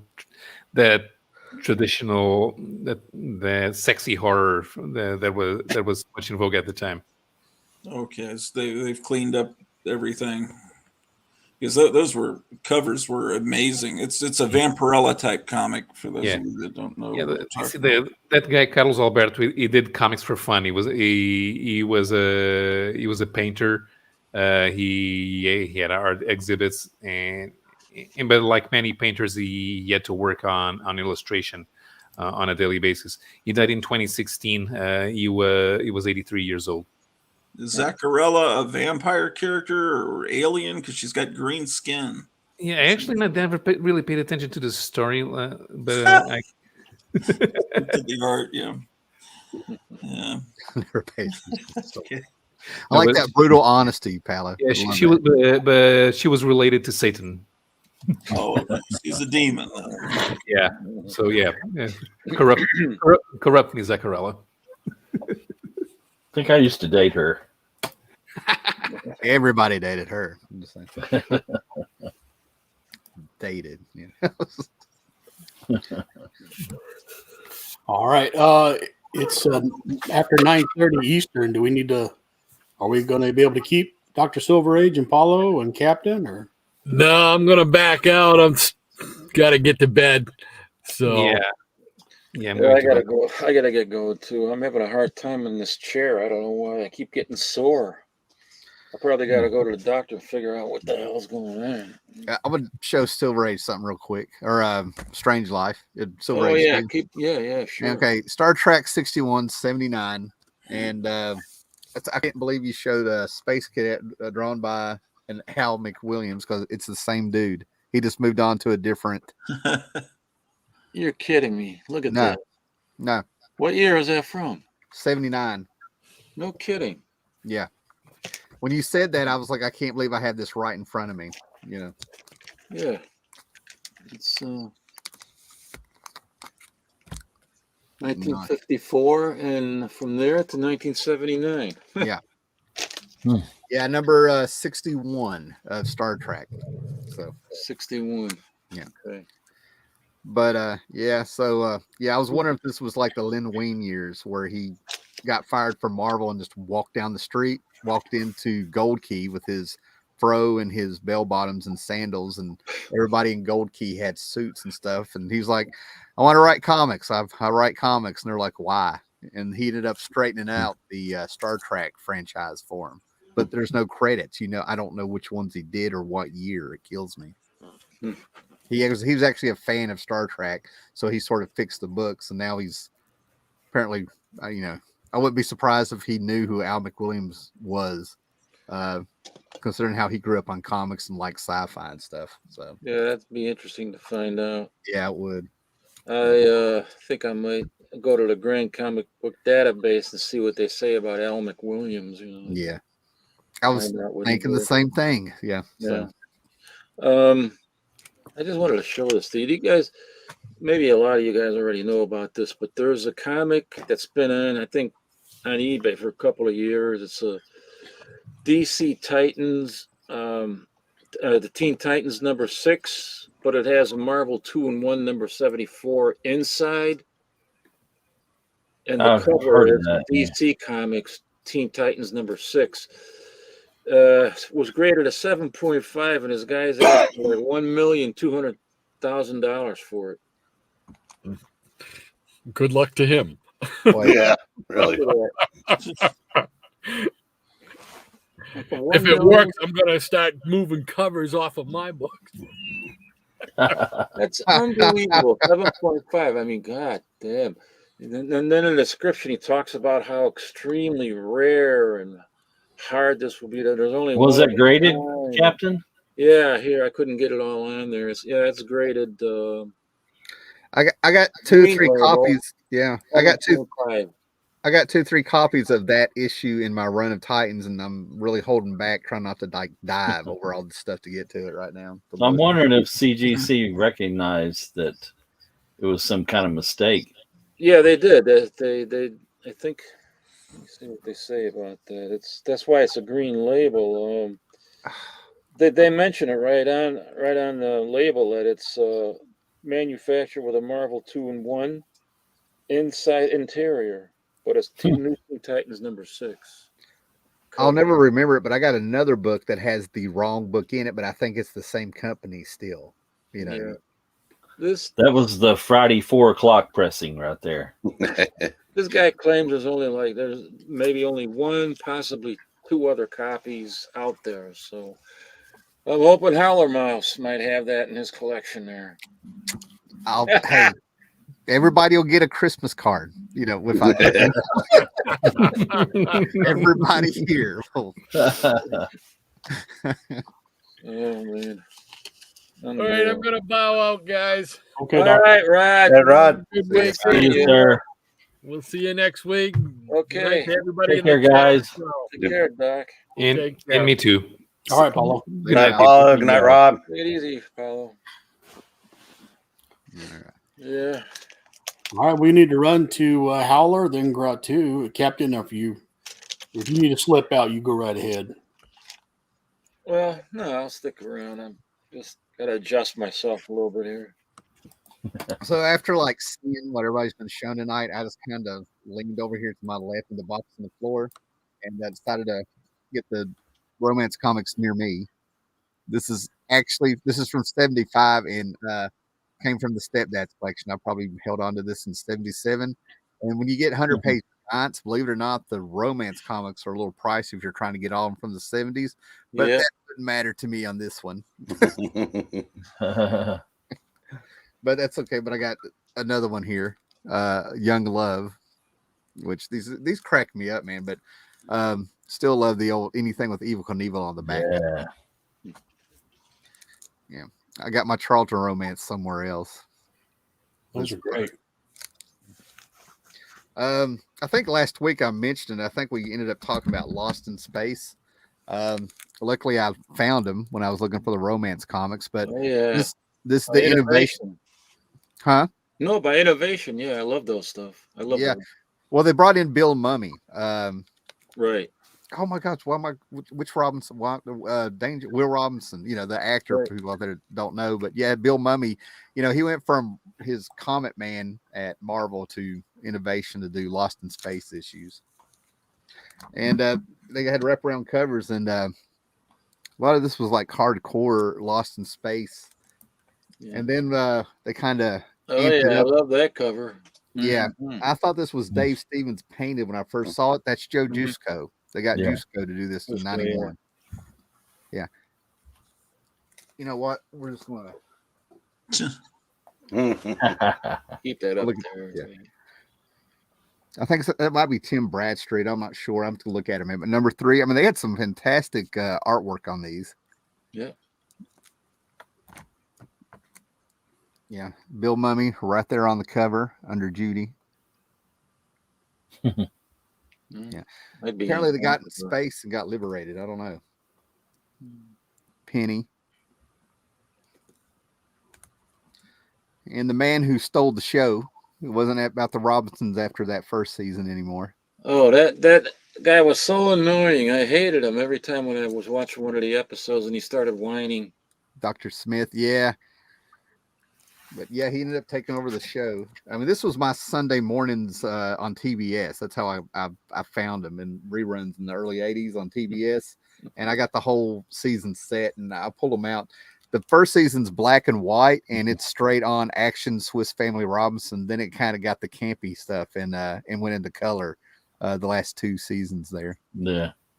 It was on against Batman on the other network at the same time. Ah, I did not know that's why they did that. I had no idea. Yeah, okay, that's cool. That makes sense. I get it now. And it's so bad, but I never remember this guy's name, actor nor character, because he was on another show by the same people where they were underwater, and I'm going blank. I'm getting punchy, man. It must be Don. But Mark Goddard's the actor. Yeah. What is the one they were underwater? Voyage to the bottom of the sea. 20,000 Leagues Under the Sea. I can't remember. I think it's Voyage. Might be Voyage Under the Sea, but that was I used to watch that on antenna on a little 10-inch black and white TV and thought that was fantastic when I was a kid. We get the fancy one, number 13, with the gold foil. Yes. Mike Deodato Jr. Did that cover. Robbie the Robot. Mm-hmm. Another Mike Deodato Jr. early work before he hit big on Wonder Woman and went to Marvel and stuff later on. But like I said, these are just fun. If you like Lost in Space and you're not expecting Shakespeare, these are fun.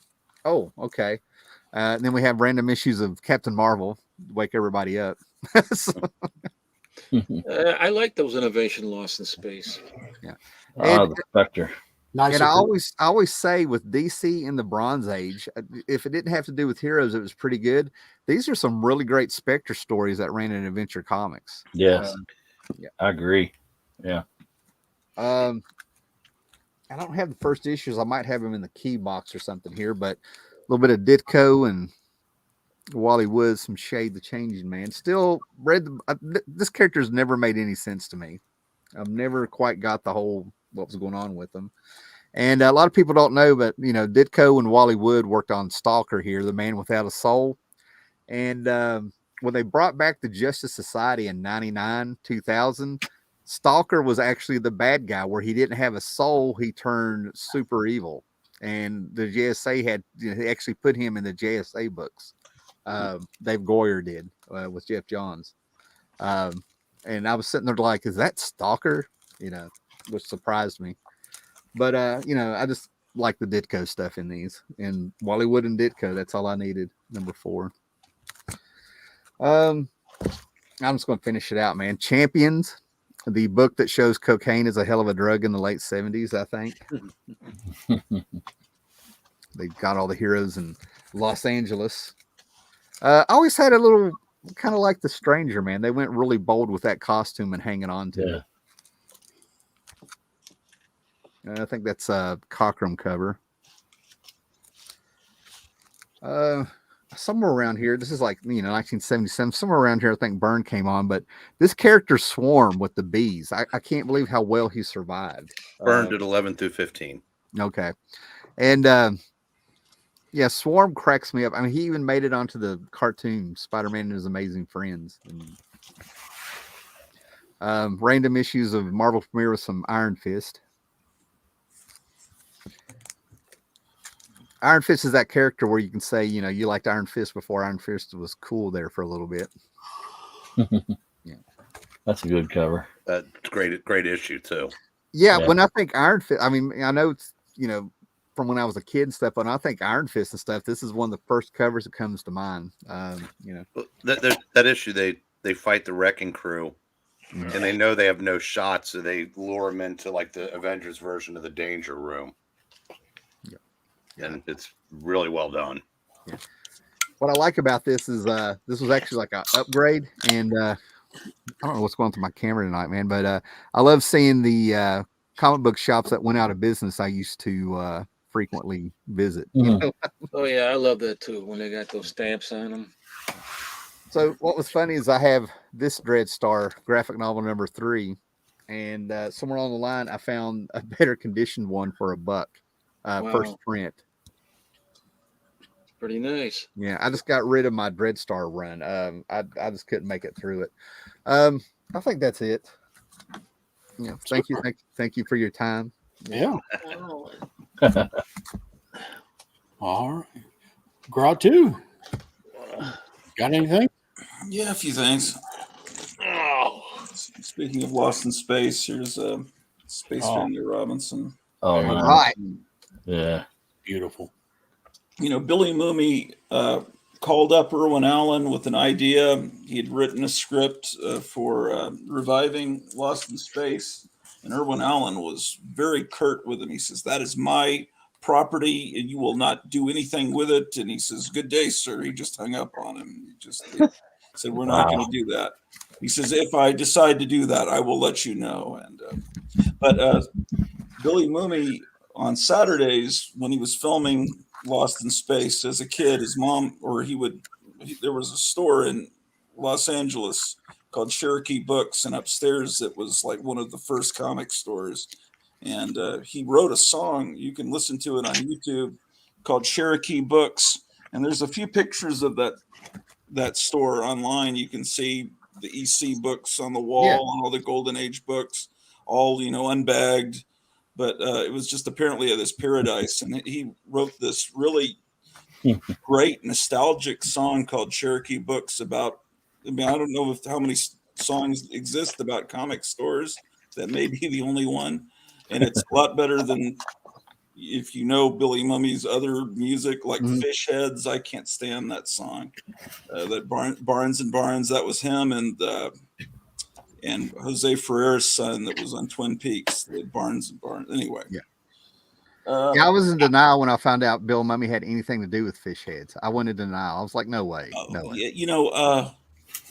Yeah, it's weird. but he seems to be a great guy. I don't know why parents would allow it a 10-year-old kid, a terrorist that caused you to be lost in space, an effeminate terrorist. He'd be a great babysitter. You just let your kid go off with this very strange terrorist that tried to kill you.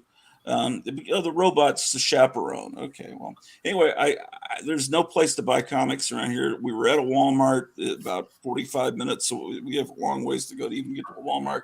And I thought, well, Walmart, I heard they have comics. Of course, usually speculators buy them immediately. But there was a comics there on the rack. I've never heard of it. I don't know if it's only sold in Walmart. It's kind of like that Dollar Tree book that Captain Strangelove showed you, and maybe you guys have heard of this, but I haven't read it yet. But the artwork isn't bad. It's called Red Rooster, and it seems to be like it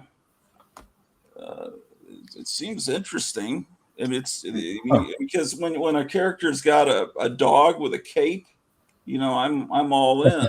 Like this kind of stuff. It looks. And then there was another one. This is, I guess, the second issue. Have you ever heard of this? Yeah, there's a story behind that, Ken. It's Mitch and Betty Brightweiser. They used to work for Marvel. Okay. And it started as a Indiegogo project. All right. He ended up licensing it to Walmart before he got it to his backers. Oh, okay. And that did not go over well with a lot of people that had, spent real money to get those. Oh, okay. Well, so it's a Walmart exclusive. Yeah, yeah, kind of. And the backers, I think, eventually got it, and the character became affectionately known as the Crimson Cock to the people that were a little upset with him. Affectionately, right? You said affectionately. Yeah, oh, absolutely. Yes. But is it good? I didn't read it. Because when it was, I wasn't going to pay $25 for it. When it was I just paid a couple offered, of bucks. and it's come through the store, and I didn't bother to read it. But his wife, now Mitch is a good artist, which is obvious. You could tell. His wife did the coloring on some of the Brubaker criminal books, so she's a very good colorist inside.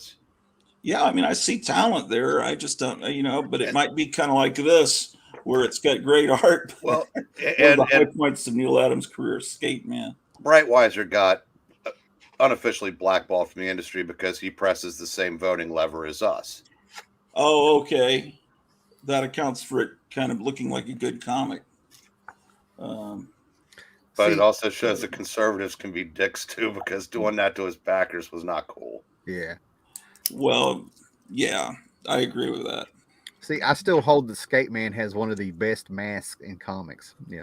Oh, that's a good book there. Well, it's is that Neil Adams? Kind of like yeah, it's Neil Adams. That's why he's doing voodoo on like a real Steve Austin toy, See, I have a $6 million Charlton magazine that Neil Adams did the cover for. I can't tell with a little bit of that glare. Is that an Adams also, or Sutton maybe? So he has a voodoo doll that works on bionics.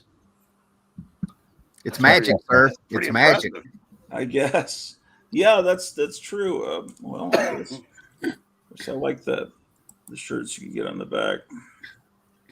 What does that say? Yeah, well, the 70s. Let's see what else.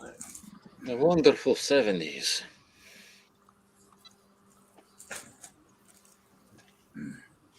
Here's Space War number 30. Yeah. There's that plutonium N36. That's how they do it. Space modulator.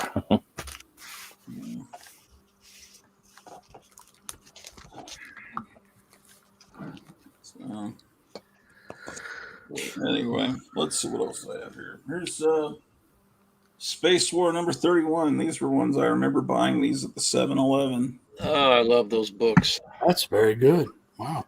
I'm getting into a lot of these space comics lately. Home movies of Star Wars, the Beatles in action. There's an ad you don't see anymore. Bonsai. I had Japanese battle flag. But yeah, I guess these are all reprinted stories, obviously, but it's a lot of fun. You got an old style story next to some very 70s looking glitter shirt. But it's fun, and it was 35 cents. And, so here's another one. That's cool. Cool to see these in close up.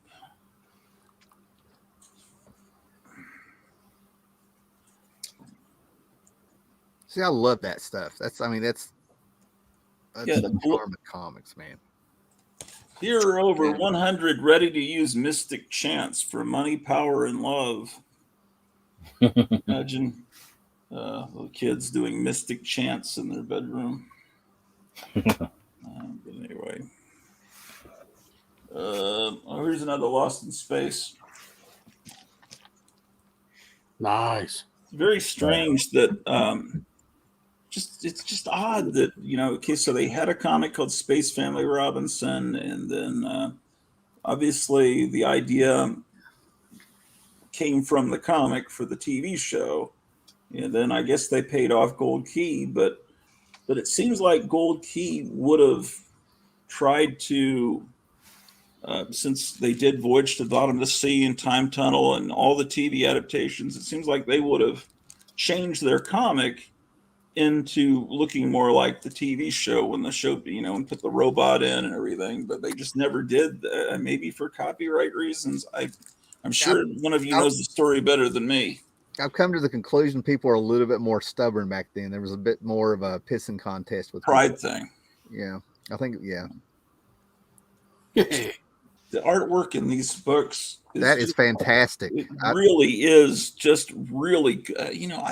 People just don't understand how good this art is. Yeah. And which I guess is good because then I can buy more of them, but I don't see them that often. There were some at that record store I went to. I need to go back at the end of the month when I have some money. Here's Nicola, I'm sure this has been shown. Didn't you show up the whole run? Yeah. Epic Man. It's a great cover. It's a great cover. Look at their fingers. They're not even real fingers. It's just yeah. It's awesome. They're made out of rattlesnake tails. And here's the Seventh Voyage of Sinbad. Yeah. Oh, that's cool.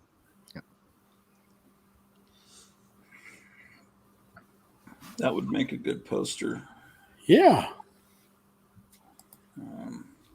It's got some water damage. But the Cyclops looks a little different.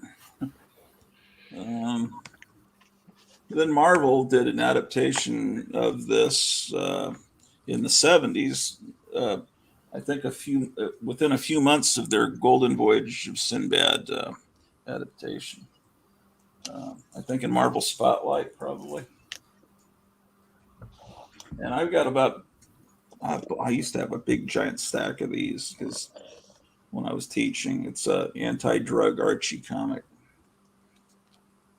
Drug-free America, although they all look like they're on meth. Look at their eyes. Yeah, can't be meth. Look at their teeth. Oh, yeah, that's true. Yeah, maybe they're just meth addicts that brush their teeth a lot. Look at that. The Reggie there. He's on weekend. On something else. Oh well. I don't know. I don't know what else I got. Yeah, that's probably it for right now. All right. I want to bow out, guys. Thanks for having me on. Good seeing you again, Howler. Good to see you. Hey, I just want to wait before you go. I want to show you this. Yes, sir. Whitson. Oh, Wally Wood's Whitson #3. Yeah. This thing has the first Steve Ditko's first appearance of Mr. A. Are you kidding? No. Steve Ditko and the first appearance of Mr. A. Oh, wow. Wood, Whitson #3. And it's got some stuff in there by Reed Crandall. This is great. I mean, you can afford it now. It's a lot pretty expensive now. Got some Reed Crandall here. Yeah, that's a beautiful one there on the right. Both of those, but the detail in that, and that's right out of the Princess of Mars. Every detail is exactly right the way he's. Edgar Rice Burroughs. Yeah. Yeah, that's the stuff where I get lost in it, man. I just sit there and stare and just study it. How were the earlier issues of Whitson sold through mail order? I think, for the most part, I believe that's true. Because when I found later issues than that at Lone Star Comics when they first opened in 1977, but I guess I think he had ads in the regular comics for it, and you could mail off for it. Yeah, the front cover is by Wally Wood. Yeah, and then back covers by Al Williamson. Oh God, beautiful! That's great. He's like one of my absolute top 3 favorites ever. Yeah. Oh, that's awesome. Just amazing. I wish I can get the entire collection of this Whitson. But, maybe one day I will have the whole set. Yeah. Oh, that's awesome.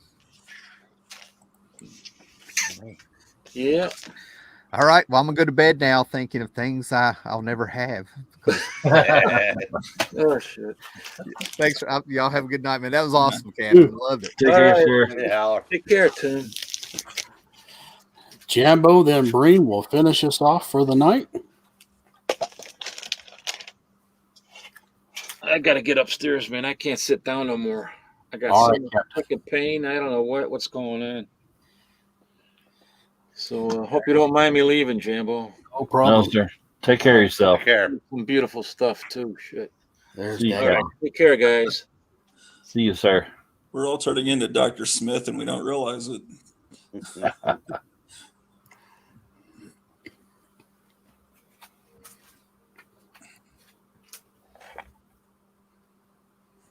Oh, yeah.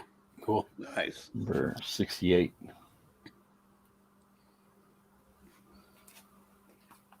I like this one. It had a nice cover on it. Well, that is really cool. Yep. Now those are meth teeth. Yeah. I've never seen that cover. It's number 68. How many issues did they have out before Boris Karloff passed away? I wonder. Not that many. There's like 90 in the series, but yeah, a lot of it was in the 70s. Yeah. Yeah. There's Nancy Pelosi. In her better days. Yeah.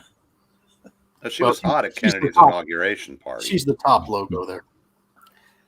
On that. I really liked that when it came out. It's number 1. It was supposed to be their Star Trek, and I remember it being pretty good. Yeah.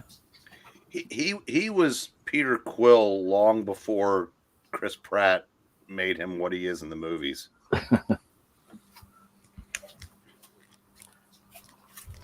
Got a few of these. I really like that comic too. Starfire, yeah. Has she ever come back?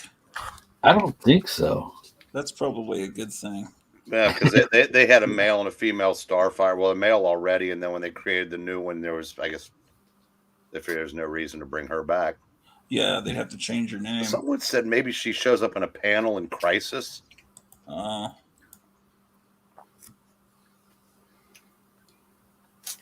number 5. How many issues were there? About 8? Mm-hmm. There wasn't that many. Yeah, I think it was single digits, maybe. It was 8. It was a cave woman. That ape doesn't look happy.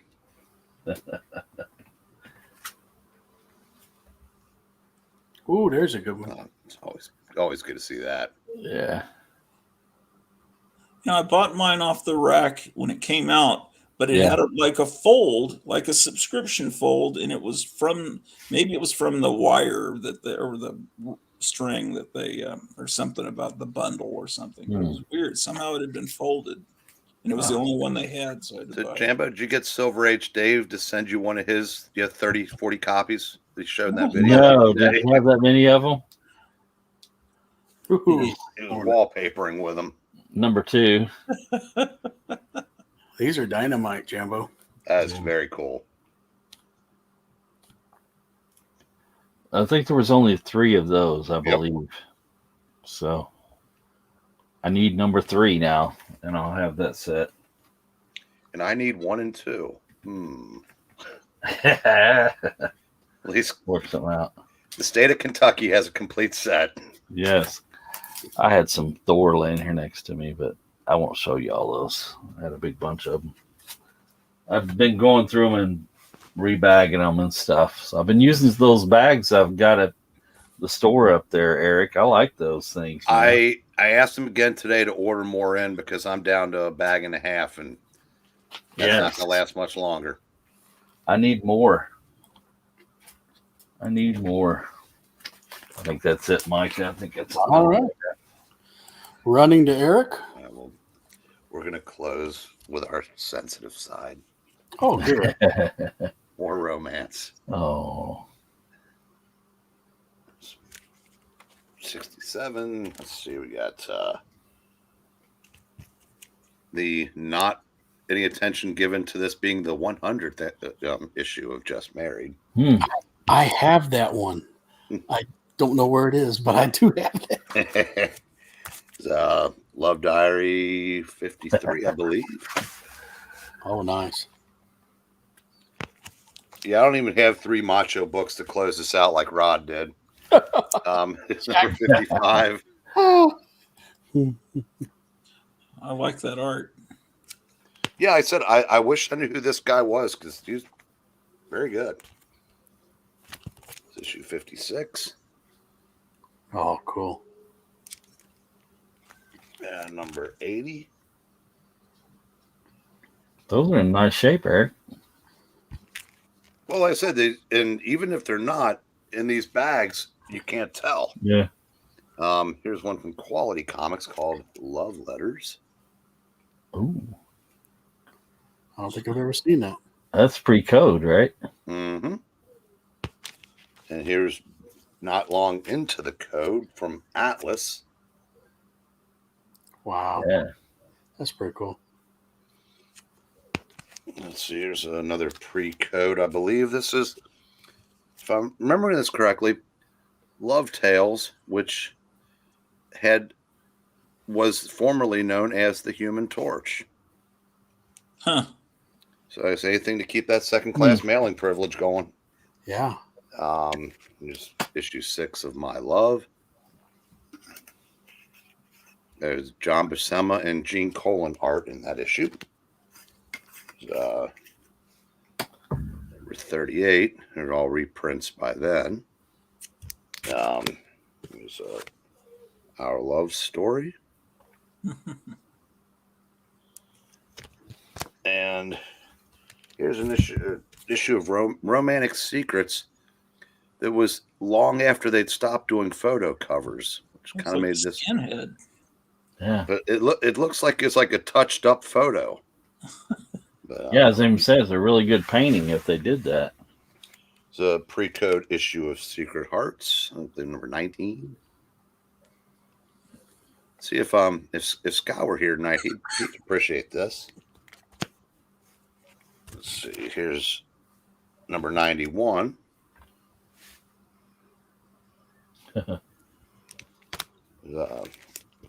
Sweethearts 109.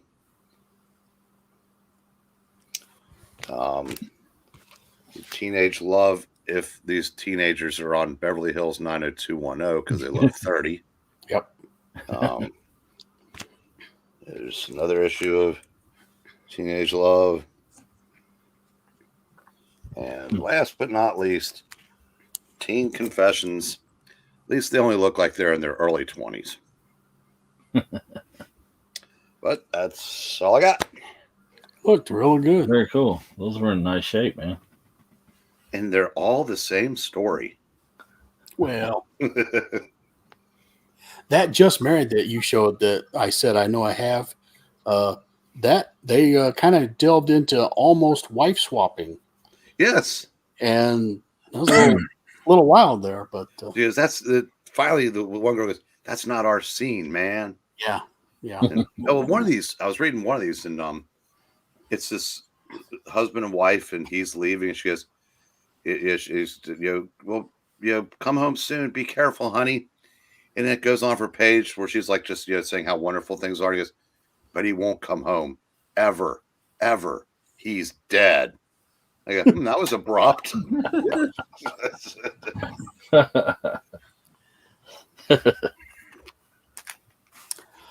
All right, gentlemen. Well, that was great. I guess I'll wrap this up. Thank you, everybody, for showing up. Thank you, everybody in the chat. And please tune in and watch us next time, the same channel. And I meant to say, this Crusader from Mars, if anyone's interested in it, you can read the whole book at a website called Comic Book Plus. They show a lot of nice scans there, so check that out sometime. So on behalf of my cast, I'd like to say that too. Thank you. And we'll see you next time. Good night, kids. Take care.